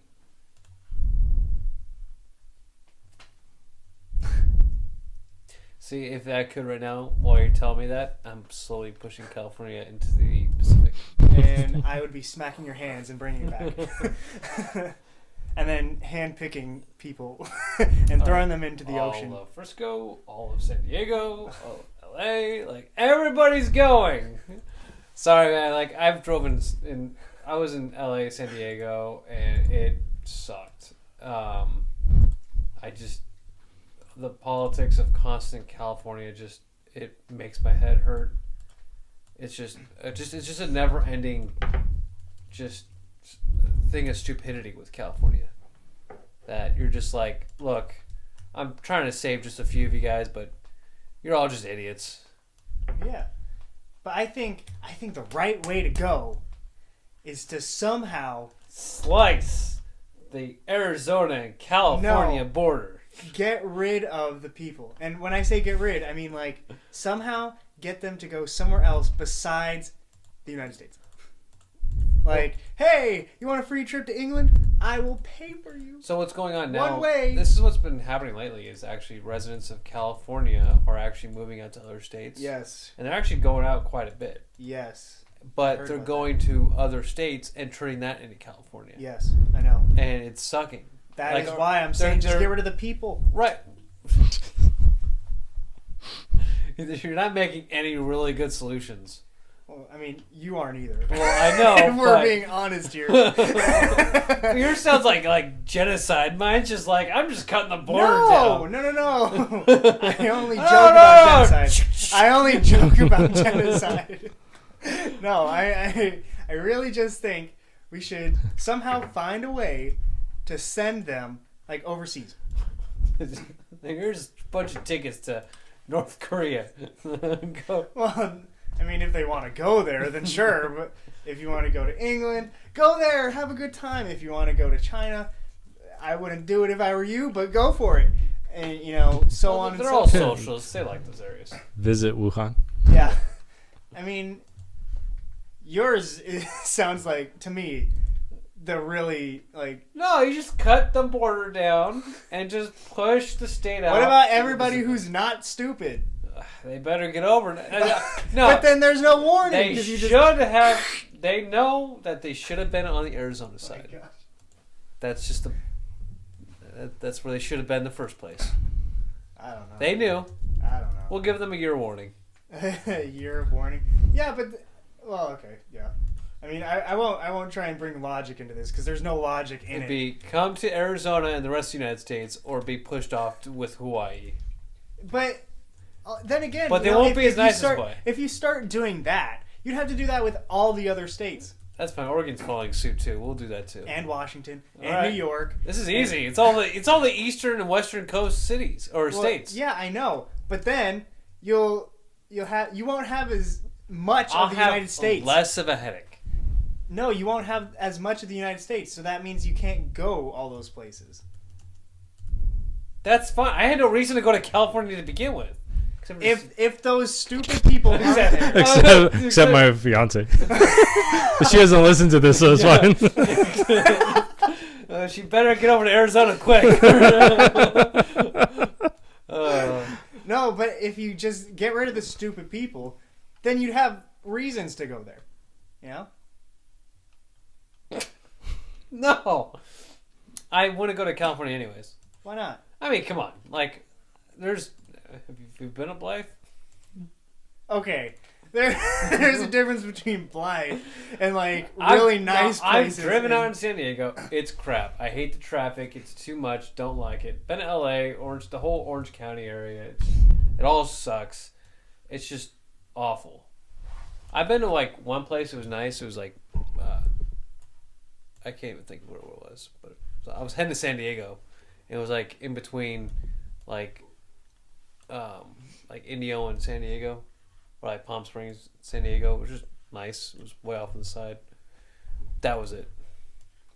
Everything else is just crap. Well, yeah, but I mean, if you also get rid of just the people, it's a bunch of socialists. It's a state full of socialists. That's why I'm saying get rid of the people, and then there's no problem no reason to avoid it. Nah, just there you go, Pacific Ocean. I don't want that. Take another island. No. Because, I mean... All right, we'll have Jeremiah make the decision.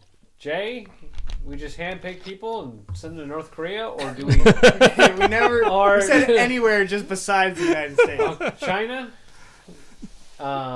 Russia? Vietnam? Look, or do we just cut the border down and push them into the Pacific? Both are impossible things to happen. Yes. Both will never happen in the world. Never. Hey, this is my thing. In our history, there was a point where Hiroshima and Nagasaki, we did something to them. We just cleansed California. Oh, jeez, man. You just did another, like... Hey, if we're just doing these really crazy stuff... Is there somebody else back? Cleansing... Like, Cleanse the whole thing. In 50 years, fine. We can all go back in. If anybody makes it this far in the podcast, put it They down won't. They put won't. it down in the comments. What you think is the best is the best answer. Remedy. They're like, I'm not Solid. even involved. This is the last time I ever You listened guys to this are like, podcast. you know, sending them off to like socialist countries, nuking California, like. Okay, I'm not nuking California. I'm just sending them off so that they could do more damage to them than us. You know, it's kind of strategic if you think about it. Well, no, I'm like, I appreciate what you're doing. Then you're completely out in left field. I thought you were gonna be like closer to mine. Like, no, I have a really bad taste in my mouth of California with just really just the socialist ideology, their way of thinking over there. Yeah, and if you just get rid of the people, then the sociologist, the socialist ideals will be gone. you had a hard time saying socialist, didn't you? Yes, I did. Yes.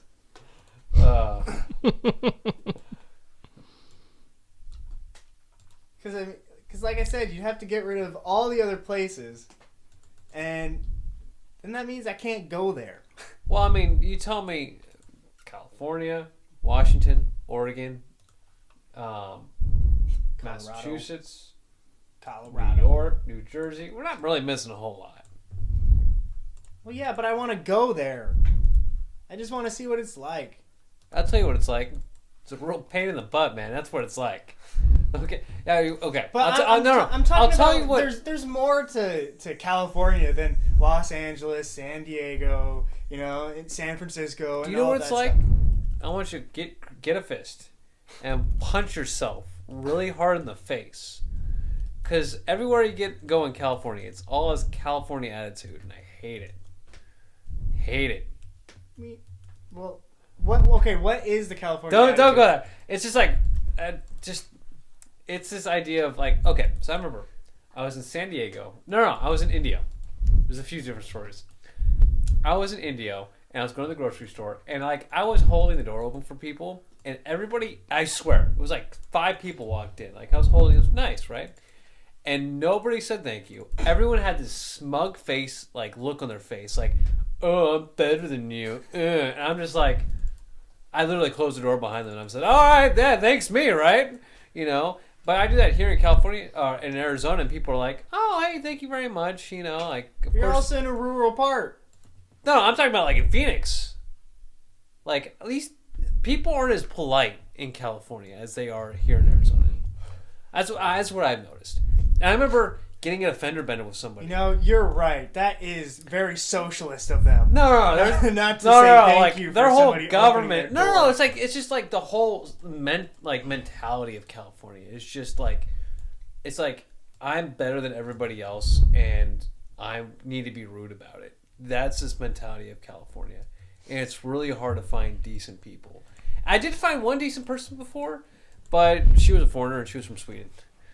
See, my question would be, okay, in those places that you're talking about, like, is it mainly like left leaning in the political spectrum? Yes. Because I mean, I don't have a whole lot of experience in California, just in general, besides Blythe. And as far as I know, I would assume that Blythe is a little bit more right. No. Comparatively, I would think, but I don't really know because I don't even care about their politics. What is that noise? I'm taking screenshots. Oh, okay. Well, just from my knowledge, and majority of the people I've dealt with, talked with, and know out there, and it's socialist, a lot of mindset from a lot of locals and all the people who live in the state. Not everyone. There's a lot of conservatives out there too. Yeah. But the majority and the main focus of California is a very socialistic, political kind of government over there. It's very, very far left. And with that far left kind of political thoughts, that's what the people kind of surround themselves with, Yeah. and it's very, very annoying. Yeah, I was just thinking that Blythe would be a little bit more right comparatively, because to me it seems like if it's a farming place, it tends to be a little bit. No, more. it's right on the border, so they're not. Yeah, and they're close to. It's not as bad, but it's not as good either. I'm gonna tell you right now, like. But I mean, I open doors for people over in Blythe at least, and they're. No, like, I'm just like thank you. walking around and seeing people, and it's like night and day from seeing people here and then seeing people in a different state. I don't know It's about really weird. that. I don't know. Maybe it's just me, and I think it is just you. I can really. I don't know. Maybe it's just me. I can just tell when people are just an ass, and that's like, I like it like genuine. Like this person is a real jerk. Like that's just how it is. I don't have a lot of pleasant conversations with people in California, but I go to like Phoenix and just random strangers. Like you're standing in line at the grocery store, and I get in a conversation with somebody, and it's pleasant. It's nice. I get in a conversation in California, and the person's just not very like pleasant to speak with. Like you're like, oh, that was a great conversation we had, or debate, No, I can't have that in California. I've debated. I've had casual conversations with even like left folks, people on the left in Arizona, and things were okay. But I had conversations with people on the left in California. It's like a totally different animal, and just dealing with them. And granted, when walking around, I do look conservative. I don't look, all hipster. I don't have, I wear my grunt style shirts, blue jeans, and boots, But, people look at me like, thank you, Hillary, as a deplorable, You know what I mean, Jay, right? Yeah. Yeah. What's your thoughts? Well, I've lived in California, so for like 23 years. All right. See, he's going to agree with me. No. Because if you go into the cities, it's more like it. Then that's where I've been. And so, yeah, I'm judging the whole state of California based on that. And that was my point. Because there's tons of, like... Yeah. So you want to cut California in half? We have North California and South California. That's what you would want. I want to just get rid of the people that are stupid. No, that's all. It's just... So... You better get your parents out of there, man. Yeah, well, they're trying. I start pushing it. But in Southern California, so you have Riverside and Orange County are actually pretty conservative. And so those areas are pretty conservative. Palm Springs, Indio, they're pretty conservative. And it's really, if you can actually, and when you go and watch an election, it's really LA area, LA County, and some, San Diego. And then you go up the coast to San Francisco, the Bay Area, and that area. And those are the blue, like, dominant areas. Hubs. Yeah. And then you'll get out into, like, Fresno, which is a bigger city. Sacramento's kind of like it. But you have all of Northern California, wrapped around. And then in the middle, the Central Valley, all that's pretty conservative. And then you have pockets like Stockton. Stockton is a pretty liberal area. But it's mostly... So if you go out to those rural areas, like where I grew up, you're going to find people that are just like that will have conversations with you. And it must be you, because when I go to like the Bay Area or other places, I have conversations with people. I'm not gonna lie, man. Maybe I just attract rude people. Maybe. And I'm like a very pleasant guy. No, you're not. Except for as I talk about cutting California and pushing into the situation. I know you're just a mean person. I'm a very polite. I'll even go like I'll go the extra mile for strangers. If they need help or something. Like I remember I was in San Diego and this car was like on my butt. Like it ended up rear-ending me. And it hit my truck. My truck. It was my truck, man. I bought it. Yeah. Didn't damage my truck at all. I was almost say your truck. I bought it. It's mine. My truck at the time. But their car was destroyed, just totaled. And I ran over there. Hey, do you guys need any medical help? Like, you guys okay? And I helped push their car off to the side of the road. And I could have just been sitting in my truck going, nah. Like, it ain't my problem. You guys are driving too close. No, I like helped push their car off to the side. Like, I was asking, like, do you guys need, like, I was really trying to be like, like, hey, look, regardless of the situation, do you guys need help? Man, they were, like, I know your car's totaled, but geez, man, I'm trying to ask your wife if she needs medical help. Like, maybe that just came across wrong. No, like, your whole front end is like to your driver's side. Medical help. Like, that's how fast you're going, and then like, you just rear-ended me. Like, I'm like, do you guys need medical help? And I'm like, look, I know your car's destroyed. Do you need medical help? Like, I'm calling 911. Like, my fiance at the time, ex-fiance at the time, whatever. I'm trying to like handle this whole situation, but the California people, and even people that stopped on the side of the road, just jerks. And I'm like, does anybody need medical? But nobody was like, I'm talking to a lady, she's like kind of like looking funny, and I'm like, okay, I'm calling 911. I'm sorry, man. And then like dealing with people at the beach. I just never had a good result from California, except for my fiance. Love you, sweetheart. But she doesn't listen to this. Just really, I just never had a good. Like, man, I was in California with this one time. I met this really nice person.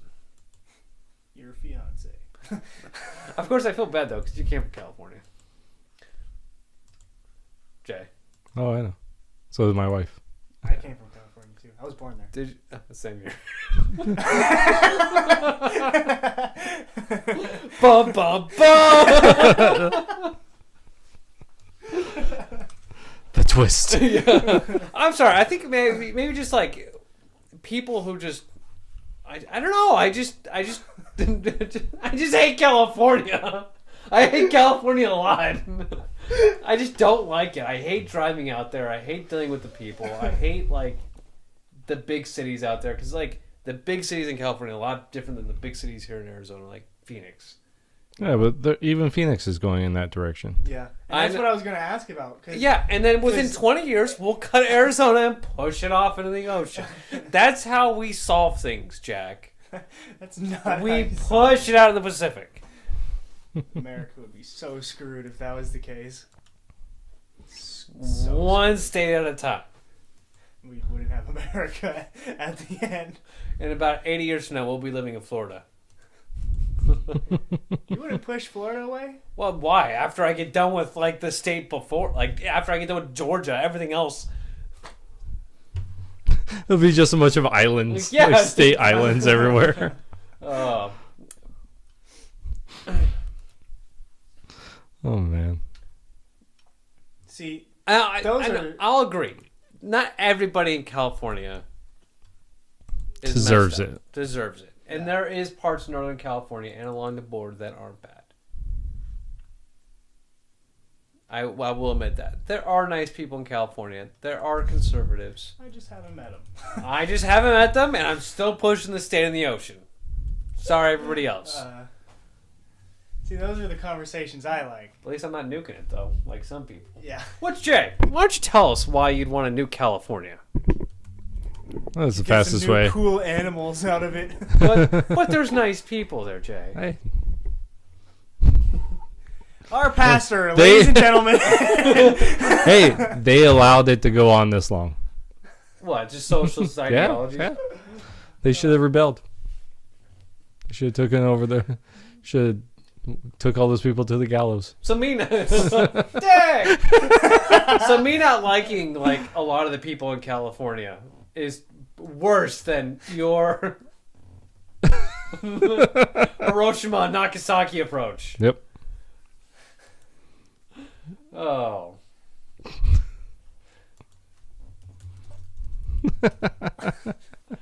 Whatever. It's because he's, well, I don't know. But Like, I got a good feeling that, like, he's joking about his answer. I'm sure he's joking about his answer. I don't think nobody wants to nuke California. Well, who knows? Oh my god! Who knows? Maybe somebody does. I don't know. There are crazy people out there. That's true. But, like, Well, you're 100. Like, if you had the power, 100%, you would do it, though. No, I wouldn't. Oh wait, to push? Yeah. The push, yeah. Yeah, of course. Yeah, and that's But why that's not yours is worse than his. But that's not Because gonna he's, hurt like- anybody. Oh wait. How is that even worse? Well, it's worse because you're serious about it, and he's joking about his answer. Yeah, mine's not gonna like kill anybody. They would. You push out a whole thing, people are gonna It die. becomes an island. That's not how this works. We There'd be get some crazy earthquakes going. Yeah, it would.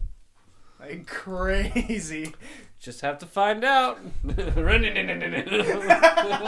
Oh, we just want everybody to know who's listening to this podcast. We are strictly joking about all this stuff, except for my disdain about California. But everything else we are joking about, so don't take that literally. So, well, and any other topics? Oh, did you hear about the Prime Minister of? Yeah, Boris. Yeah, he's in the ICU because of the coronavirus. Yeah, he moved. They moved him over there. Yeah. Just recently. Yeah. Do you think it's as bad as, like, Who's Boris? He's the prime minister of England, Oh, okay. of Britain. he's a big conservative. I don't know how they would call him over there in England, but he's a conservative in our standards, right? Yeah, basically, he's like they compare him to a Trump-esque type because Trump isn't a conservative. No. He's more out to whatever he wants. Like, so he's not a conservative, and I don't think this guy's a conservative. But he's more conservative than Yeah, then what was what? previous. Oh yeah. You think maybe this coronavirus was put in just to target conservatives? Just conspiracy theory, not really true. Well, so Don't tell me that's a conspiracy theory. I wouldn't say a conspiracy theory for conservatives. I would say a conspiracy theory to change the election, like to get Trump unelected. Yeah, because the media was all over that, and they were just trying to derail him from that. But that's not going to work. Yeah. That ends up backfiring back on the media. I mean, that's why I think the media is the one that's threw everything out of proportion and has done everything, jacked up just to go ahead and change the election. That's just me, but I don't know. I just want to push California out in the ocean. Oh. But do you have anything else, man? Any other topics that you've been it's been poking at you? Not really. The one, and we've already kind of discussed it. The one thing that has just been irking me this whole several weeks is just this idea of willing to give up so much during this time, and so it's just, yeah.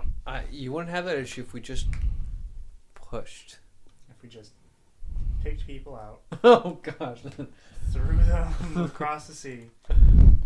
I'm thinking of this like, I have God's hand. You just. Have you ever? No, portion is not the safest portion.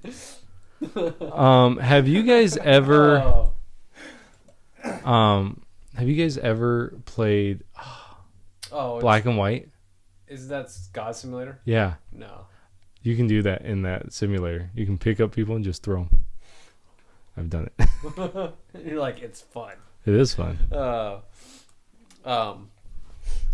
now that I understand how yours works now, I have the best option. No one dies. BS! We were just talking about the massive earthquakes that come from that. Hey, it's not my fault. Well, it is your fault. You're the one causing the earthquake. We just build a wall. a huge wall Huge. around the Huge. border of California and Arizona, or just California, just right around California. California, Arizona. It's a 1v1. No, yeah. Oh, I would lose my mind. I would lose my mind. Oh. It's the updated version of the Hunger Games. Yeah. State versus state. Everybody is on a team. Arizona or California. I just don't like the liberal mentality of the society. The education that's been going on over there, because that reflects on the parents. Now the parents raise their kids up, and we can already see how things are turning out in California from everything. And of course, the rest of the world is not the greatest either, but California is a prime example of how bad the far left and socialism is not working out. The severe homeless population over there, it's just, it is an awful place. Another reason. I'm not saying all of it, because you're right, Jeremiah. Some of it is, there are pockets and areas that are just fine, but overall, it's a very liberal society. Another reason to ship them off to other places.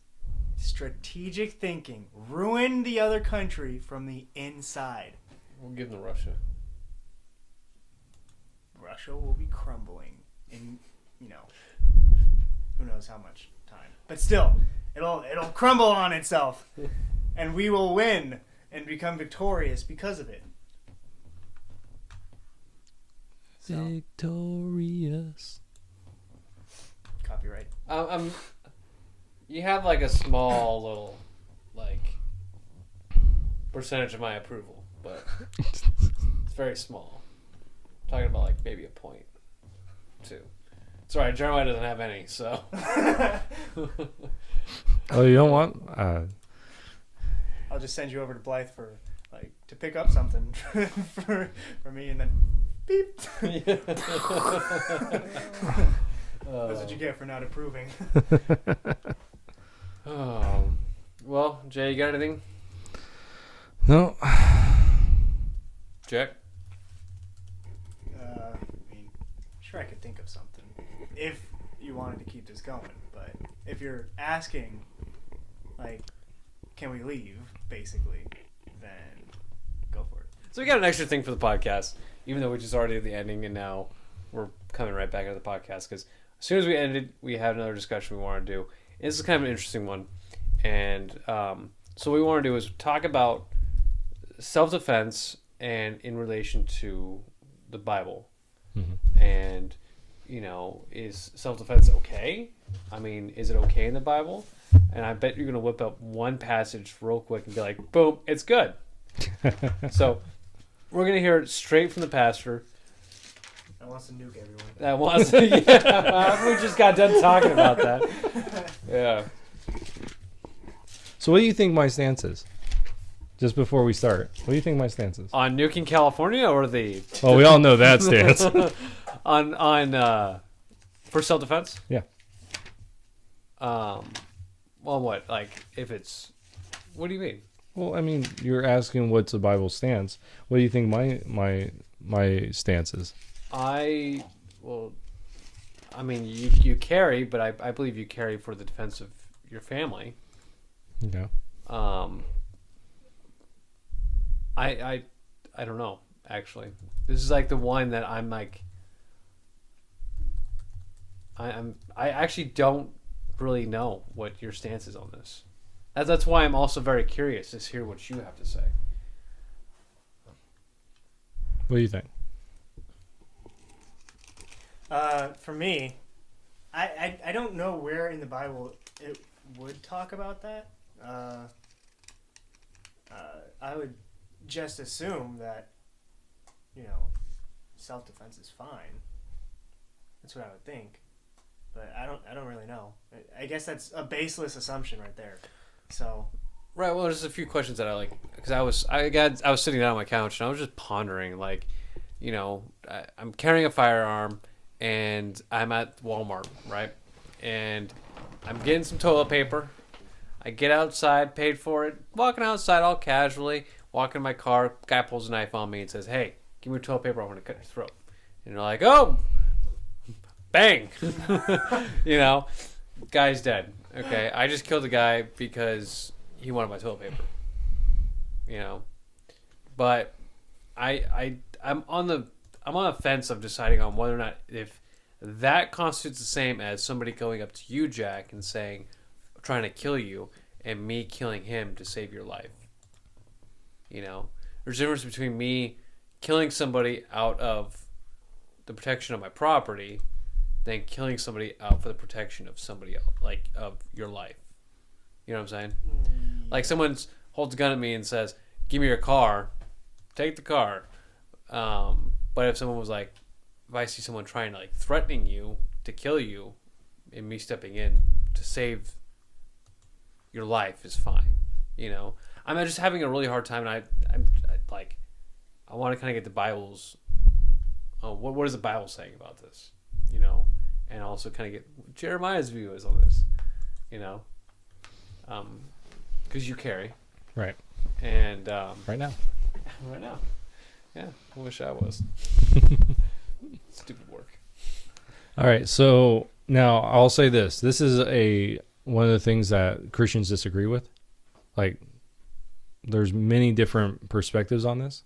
Like, there's some, in fact, I applied at a church one time. This was years ago, over 10 years ago, 13 years ago, that their whole denomination was pacifist. And one of the questions they asked me was, if someone came to you and wanted to join the military, what would you tell them? Okay. And Wow. and I said, well, whatever God's calling you to. Cool. Okay. And I didn't get the job because what they wanted to hear was I tried to get them not to, because they're pacifists. They're a pacifist group. But that's not what I would do. You know, and I'm not going to lie. Mm-hmm. And then there's some on the other side, right? That are like, no, Christians can be in the military. It's perfectly fine. In fact, the best or the first theological writing on this is actually by Augustine, St. Augustine, St. Augustine. And Hippo dude, right? yeah, Augustine of no, that's St. Augustine of Hippo. Anyways, I thought he was. yeah, I can't remember now. Hippo, dude. Yeah. It's like almost 9:00 at night. You guys are asking theological questions. You wanted to. You're like. Well, I just figured we'd do it now. All right. So, anyways, it's St. Augustine, and he wrote this not treatise, but basically a defense of what's called just war. When a war becomes just, right? And he lists a thing of just war, and actually we use it today. We use that same criteria to decide what is a just war or not. And so you have very different views on this whole subject. So I'm going to give you my view on how to interpret these passages. Okay, and this is how I'm going to do it. First off, what is one of the most misunderstood passages in the Bible, Exodus 20 verse 13. Okay, in the King James version of that, it reads, "Thou shalt not kill." Okay, so that's how it's translated. Now the Hebrew word is ratzka. Okay, ratzka. Okay, and I might be butchering that, but it's ra. Okay. Anyways, that word literally means to murder or to slay. Okay, that's the literal translation. All right, and so more modern translations like the NIV, the ESV, they translate it as "thou shalt not murder." Well, so the Bible makes a distinction between these two ideas of murder and kill. Right, murder is an intent to take something from someone. Right, kill is not the same thing. When you murder someone, you're actually intending to deprive them of life because you want something, right? It's a lust You're lusting after something in their lives. You're coveting something in their lives. Okay? And that's murder, right? It can stem from hatred. Killing, on the other hand, doesn't stem from that same place. Killing is because of justice, right? And this is why the Old Testament especially is pro capital punishment, right? And again, that's something that Christians disagree with as far as what we are to do as Christians, right? Everyone pretty much agrees that the Old Testament is capital punishment. See, and that's what I'm kind of on the fence too about. Like, how does the Bible feel about capital punishment? Well, because I mean, it's in the same boat of killing right. and stuff. You know, because I'm very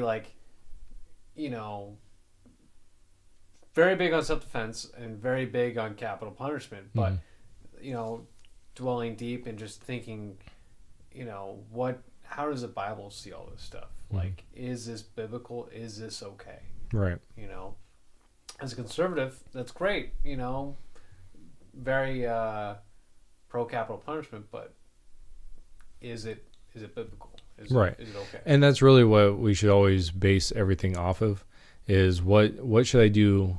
What does the Bible tell me to do? And that therefore I should change my views on other things based on what the Bible says, right? And so, okay, but that's the first thing, that we understand that the Bible makes a distinction between killing and murdering, right? That's a huge thing, because if we mix the two, then we already have a skewed idea of what the Bible is talking about. And that actually, when people quote to be pacifists, they quote the King James because that fits their belief, but that's not actually what the word means, right? This word literally means murder, okay? To slay someone out of hatred or anger, all right? So that's the first thing. Second thing, and this is just a point of reference, because again, the Bible, the New Testament, really it changes things in the sense of what Christians should do, right? And so I want to get to that, but first, what does God say, right, in the Old Testament? And so this is in the law, but it's something that needs to be said. So this comes from Exodus 22:2, and I'm reading from the NIV. And it says, if a thief is caught breaking in at night and is struck a fatal blow, the defender is not guilty of bloodshed. Okay? If a thief is caught breaking in at night and is struck a fatal blow, the defender is not guilty of bloodshed. Okay? Basically, this is self-defense. Someone breaks into your house, you shoot them, they die, you're not guilty. Okay, so there's that, all right? Because that's a huge thing to know, right? Now, it does go on to say in the next verse, it says, but if it happens after sunrise, the defender is guilty of bloodshed. Isn't that interesting? If it's after sunrise? Right, so it's if a thief is caught breaking in at night, and is struck a fatal blow, the defender is not guilty of bloodshed. But if it happens after sunrise, the defender is guilty of bloodshed. Is that because of the different intent? So here, the idea here, that is, if you see someone and you this is how I interpret this passage, okay? If they're coming in, you don't know what's going on, right? You strike them, it's not you're not at fault. But it talks about after sunrise. So my interpretation of this is, if your first idea is to kill them, right, then you have a problem, right? In the night, you don't know what's going on. In the daytime, you're more cognizant of what's going on. And so we actually, if you go through a self-defense class, pistol self-defense class or home self-defense class, they actually tell you, get your family into a safe location, right? So say it's in the bedroom. You get your family there, you bar the door, and you call 911, and you are prepared to shoot that person, but you are trying everything you can to not, right? And they encourage you to do this. And so to me, that's what we're talking about here, is that your intent is not to kill someone. Your intent is to save lives. And so that's how I interpret that, is what is your intent here? Is your intent to, oh, I see this guy, I'm going to shoot him? Or is it, I'm going to try to keep my family safe? And if he pursues it, then his intent is to kill me. It's not, because this is the idea, is that it's someone caught breaking in. This is a burglar, right? This isn't a murderer. It's a different idea. So their intent and your intent matters here. So if they're breaking in, it's I get my family's safety, and if they keep coming, now it's a different thing, right? And so that's what the Old Testament says. Now the passage that everyone goes to when talking about this, you actually went to it, is Matthew, and it's chapter 5, verses 38 through 42. Now, okay. And I'm not just saying I'm on the fence about that either, but thinking about that passage, I'm confused on whether or not that talks about just in general, or if that talks about persecution. Okay, so this is actually in the past. So the NIV puts this as the header for this passage. It's called protection of property. So within the passage, it talks about this. Whoever steals an ox or a sheep and slaughters it or sells it must pay back 5 head of cattle for the ox and 4 sheep for the sheep. After then it goes into the thief one. Then next one, anyone who steals must certainly make restitution, but if they have nothing, they must be sold to pay for their theft. If the stolen animal is found alive in their possession, whether ox or donkey or sheep, they must pay back double. If anyone grazes their livestock in the field. So it's talking about your property. So this is property stuff, self-defense of property. Okay, so now persecution, and I'll get to that because I think that is a part of this, right? Mm-hmm. So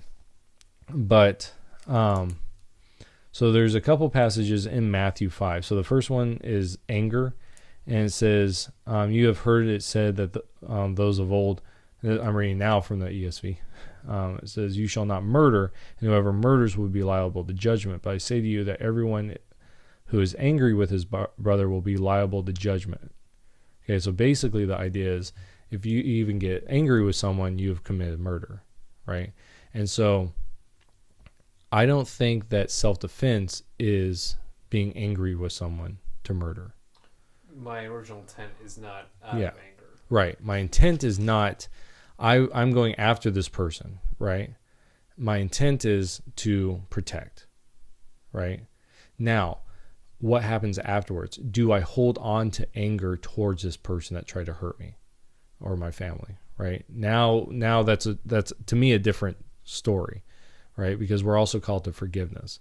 So even though that person hurt me, I'm still to forgive them, right? And so to me, they're two different things. One can lead to anger, right? Mm-hmm. Them breaking in can make me be angry with them. And so my intent of my desires there. All right. So the next one is, and so I'm going to read this passage and then tell you what give you my interpretation, but also what this particular book or particular translation actually puts a heading over it. So it says, this is verse 38 of chapter 5. You have heard that it was said, an eye for an eye and tooth for tooth. But I say to you, do not resist one who is evil. But if anyone slaps you on the right cheek, turn to him the other also. If anyone would sue you and take your tunic, let him have your cloak as well. And if anyone forces you to go 1 mile, go with him 2 miles. Give to the one who begs from you, and do not refuse the one who would borrow from you. Okay? Well, I'll give you the title. These people put retaliation. Okay? Which is an interesting word to use, right? And so one of the things that you have to understand when you read this passage is this is actually what the Romans were doing to the Jews. They would actually go to them and slap them. They would actually go to them and take their tunic. They would actually go to them, and it was actually required of a Jew to carry a Roman's pack for a mile. And so Jesus is saying, no, you go too, right? So he's saying don't resist these things that people, and then he uses words like begs or borrows, right? And so what we're seeing is this is not a self-defense situation. This is what Jesus is talking about. If people are trying to get things from you, right? He's saying, why not let them have it? So then let's take it to the situation where the state comes in now. It says, Jeremiah, Holcomb, we need to turn all your guns. Okay, so I'm not there yet. Oh, okay. Because I want us to understand the passages first. Okay. Wouldn't that kind of cover the example that you gave, Gabe, about this guy held you up at knife point for some toilet paper? Yeah. So in that sense, right, you would give him the toilet paper, be like, here you go. Now, if he came at you, right, now I'm going to slice your throat. Well, okay, now we've gone beyond what this passage is talking about. So wait, so if the passage was like, if you held a knife at me and said, give me your toilet paper, like, here you go. But if he's like, I'm going to slice his throat, then I can shoot him and that'd be okay? Yeah. Because now we're moving beyond, because what this is talking about is just this idea that you're not resisting them with what they're asking, right? If they're like, hey, give me your keys to your car, it's like, okay. And that's one of the things that we have to understand is Jesus is talking about these physical things that are holding on to us. If if we're killing people over a car, what's important to us? So it's like I'm dying over my Nissan, right? Or toilet paper. Or toilet paper, right? It's here. You know what? And so like the toilet paper, right? It's like, I don't know why you need this so badly that you pull a knife on me, but you must need it more than I do. And using that opportunity to actually share Christ. Now, if that person's like, no, I'm still going to slice your throat off, then it becomes something that goes beyond just this resisting evil. Now you're taking a stand because this person their intention is not to simply take something that's physical that doesn't matter in the long run, right? Mm-hmm. But rather their intent is to murder, is to take life. And the Bible's never pro just like giving up life for no reason, right? So that's the thing. But then right after that passage, Jesus goes into love your neighbor, right? But he goes, but I say love your enemies. And so that's a huge thing too, that we need to, when people hurt us or they're asking for those things, we need to not allow our anger, our hate to boil up in us, because now we're just as guilty as they are, right? And that's Jesus's point here is you're just as guilty if someone comes at you with a knife and says, give me your toilet paper with their intent, right? As you holding on to hate towards them. Does that make sense? Mm-hmm. Okay. Now, and Peter talks about this. Paul talks about this idea of following man's law to a point until it supersedes God's law. And God's law always supersedes man's law. So you follow man's law until a point where it conflicts with God's law, right? And what were they called? The founding fathers actually came to a point where they believed that there was a point where you rise up against an unworthy government in a sense, right? But they actually went through a lot of work trying to not go to war, right? So I mean, there's a huge thing between like, let's just go to war, right, and taking time. And is there an avenue for that, right? Mm-hmm. So I hope we're connecting all these so far. Now the question, what about persecution, right? And I think that's a huge difference, right, between protection and persecution. And this is where, so I'm going to give you where I'm at right now, because I am open to change in this area. If the government came to me, right, and said, give me all your guns, my first question is why? Why are they there, right? Is it because I'm a Christian? Or is it because they are being a dictatorship now, right? To me, there's a difference there. Mm-hmm. If they're there because I'm a Christian, then that's one thing. And I might be willing to give up my guns at that point, because this is now my opportunity to show Christ to not only those people, but I'm going to be taken away right now. I mean, they're just not coming for my guns at this point. They're there to take me to a camp to be killed, something like that. If it's because I'm a Christian. This is my opportunity to show, you know what, my God is bigger than you, and I'm willing to go into this without weapons. This is Daniel in the lion's den. This is Shadrach, Meshach, and Abednego. This is Stephen. This is Paul. This is Peter. So they have all the, what? It was like all those, cool names, and then Stephen. Yeah. Like, I've never heard. The first martyr of the church. I did not know that. I had no idea who you were talking about. Yeah, I just heard Stephen. I'm like, who the heck is Stephen? Yeah, Stephen, one of the first deacons of the church, and one of the first, he was the first martyr of the church. But so it's a different situation. And now I have an opportunity to actually proclaim Jesus to people and saying, you know what, my life is not as important as you knowing Jesus, right? Now there's a difference here to me with the government coming in and saying, give me your guns, because now we're doing away with the Constitution. And I think now we've come to a point where now we can resist, right? Because they have taken away their, or thrown away their right as a God-given government, right? Because God, Peter actually talks about this, that they're there because God put them there. Right? That's what the government is. And the founding fathers came to this conclusion that governments are there for the protection of the people. When they get to a point where they're no longer doing that, they can be overthrown. And so this might be an American, looking at the Bible, interpreting the Bible through this Americanized idea. But those founders were not Americans, right? In the sense that we are, because we have 200 years of being Americans. They had their whole lives of being British, and so they're deciding to go against their government is not something that's just like, like we would be like, screw you guys, we'll go to war. I mean, so we go back to the Romans telling them, how, treating the Jews like, crap.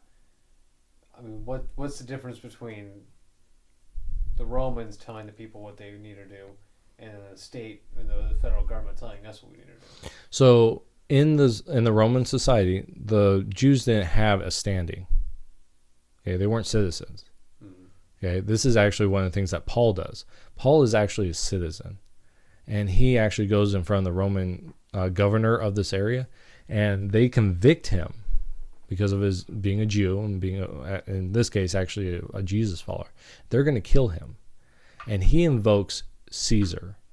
He says, I want to see Caesar. Because as a Roman citizen, he has the right to go before Caesar and plead his case. Now, he goes before Caesar and he gets killed. But along the way, he gets to share Jesus through all of this. And so we have to understand that the Jews weren't just a part of Rome and they were citizens of Rome, and Rome's just being jerks to the Jews. The Jews weren't citizens. They didn't have rights, but the Romans did. And so Paul used his rights to the point where, it got him killed. But so I think our government, if our government, we have the Constitution, we use our rights. And when the government starts stepping on those rights, we have the responsibility of stepping up and saying, you know what? No. This country was founded on the rights of the people shall not be infringed, right? And so therefore we have the right, and in fact the founder said this, right? That if the government ever becomes tyrannical, the people must. It's not they can't, they must rebel. And so that's a part of our actual government. And so that to me is why we now in China, it's a different story, right? Because you don't have those rights. And so you have to work within the government that God has placed you. And there's a reason why he has placed you in this time, in this particular place. You're a part of this. And so you have to work within that, right? And so I think there's a difference between persecution and protection, right? And me as a pastor, and I know there's pastors that don't agree with me on this, and that's fine. But and my elders know this, that I carry at church. I've gone through certification, so I'm a pretty good shot at about 25 yards. Anything over that. But that's within our actual area here. I tell my congregation to move to the front row. Yeah. They're always in the back. But I am of the opinion that as a shepherd, like I'm called we like the term under shepherds, right? That's what pastor means. It means shepherd. So we're shepherds of our congregation, of the flock that God's given us. Well, if we really take that seriously of what a shepherd is, if you go back to David, he's the shepherd king. Okay, he's a king that was a shepherd, and he was, he boasts when he goes to kill Goliath. He boasts to Saul, the king of the time, that he has killed bears and he has killed lions that came after the flock.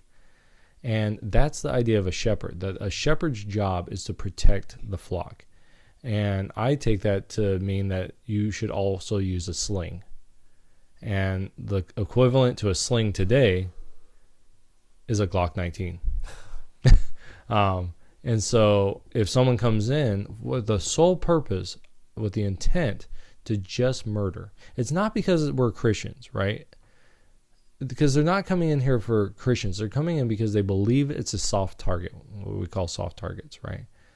Because if we look at all the statistics of people going into churches, they tend not to be going into churches because the people are Christians, but rather it's an easy place to shoot up. And so to me, my job as a pastor is to make sure that my congregation, my flock, is as safe as I can do. And so we talk about safety procedures and things like that. And then I'm always in front, right? I'm the only person that 90% of the time I'm looking to the front door because everyone else is looking towards the platform. And so I have a perfect view of when people come in. And so if there's someone that is looking kind of shady, we engage them, right? We talk with them. We check them out. I have a police officer that, or ex-cop that is in the front, right? That he's one of our greeters. And he just kind of hangs out in the front, and he hangs out in the front and in the back, and he sits in the back. And so he just kind of hangs out. And he's one of the reasons he does that is because for safety, right? And there are tons of people in our congregation that carry. But to me, that's a part of the position of a pastor, that your job is to protect your flock. But if it ever came to a point where the government comes in, they're like, we're shutting the church down. I would get, because we're Christians, I would not shoot at that point, because now it's not about guns. It's about faith. It's about religion. It's about the Christian faith specifically. Because this is my interpretation of the scriptures, that we will get to that point. And during that time, the church will have to arise, and they'll have to rise to a point where they're saying, they'll be like the New Testament church. If I'm going to die today, I'm going to die, but I'm going to proclaim Jesus through this. And do you think that'll show who's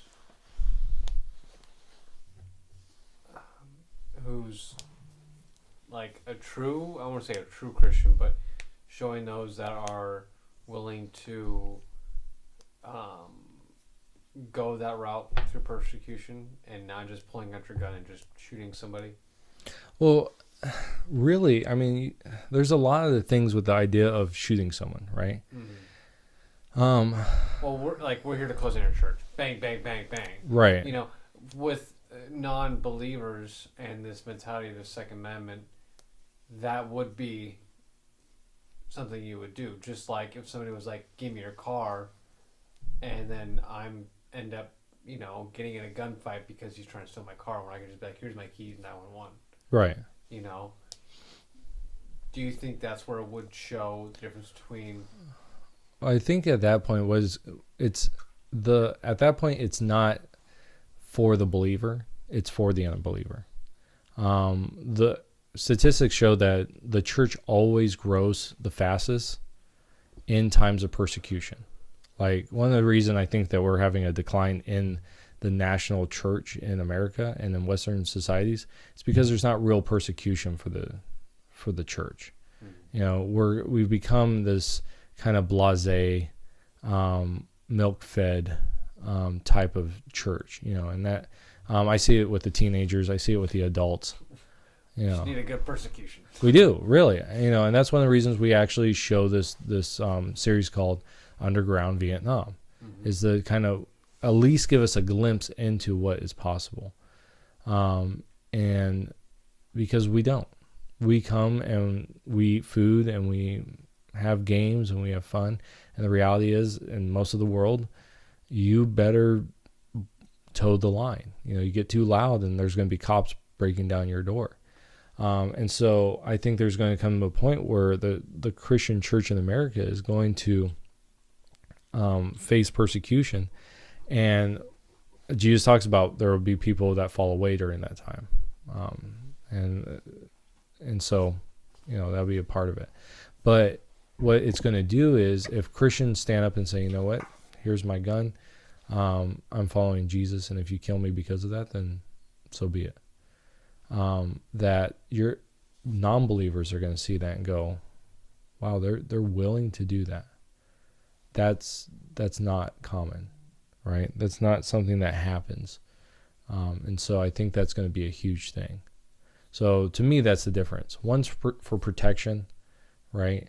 It's stopping someone that has the intent of taking life, which the Bible is very against. And if they want something that's material, it's, hey, take the material thing. So there's a difference between property and someone's life. Right. And there's a difference between persecution and, you know, like the government protection. Just coming. Yeah.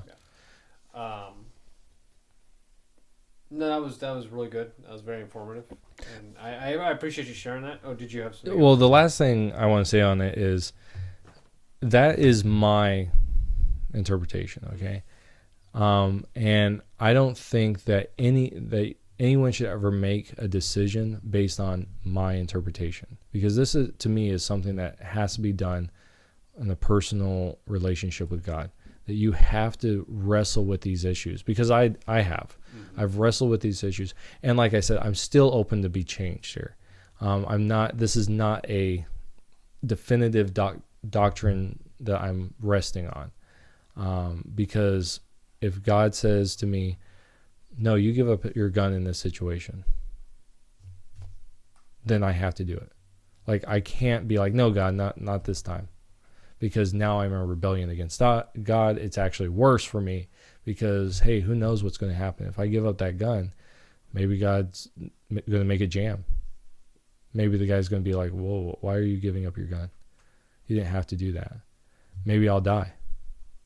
You know, that's not the outcome is not my concern. My obedience to God is my concern. So, I'm not going to talk about whether or not I agree or disagree with that. I just think that's a fantastic. Thank you. I appreciate you going into detail about that. But yeah, you're right. I'm just going to ponder on that, and that opens up more questions for myself to think about. Because you're right, that is something that should just be between me and God and me, and when that time actually comes, what am I going to actually do? Mm-hmm. You know, because it's already hard for us people that carry and to actually prepare for ourselves mentally to what happens when that situation arises. Right. Let alone when the situation arises and the famous saying, what would Jesus do? Right. You know, and base the situation on that as well. So, you know, for us Christians, it's difficult because we've got two things to worry about. At least to me, I think so. Right. So, but, all right, no, I appreciate you sharing that. And that gives me more to think about, too, and ponder on while I'm sitting on my couch. Quarantined. Right. Which we should be right now. Right. Yeah. But, all right. Well, fantastic. Well, I guess we'll actually officially end it right there and then. Thank you guys so much for listening. And for that conversation, leave a comment on what you guys think about that. That'd be interesting to know what you viewers think of that. So, anyways, take care, guys. All right. Bye. So awkward.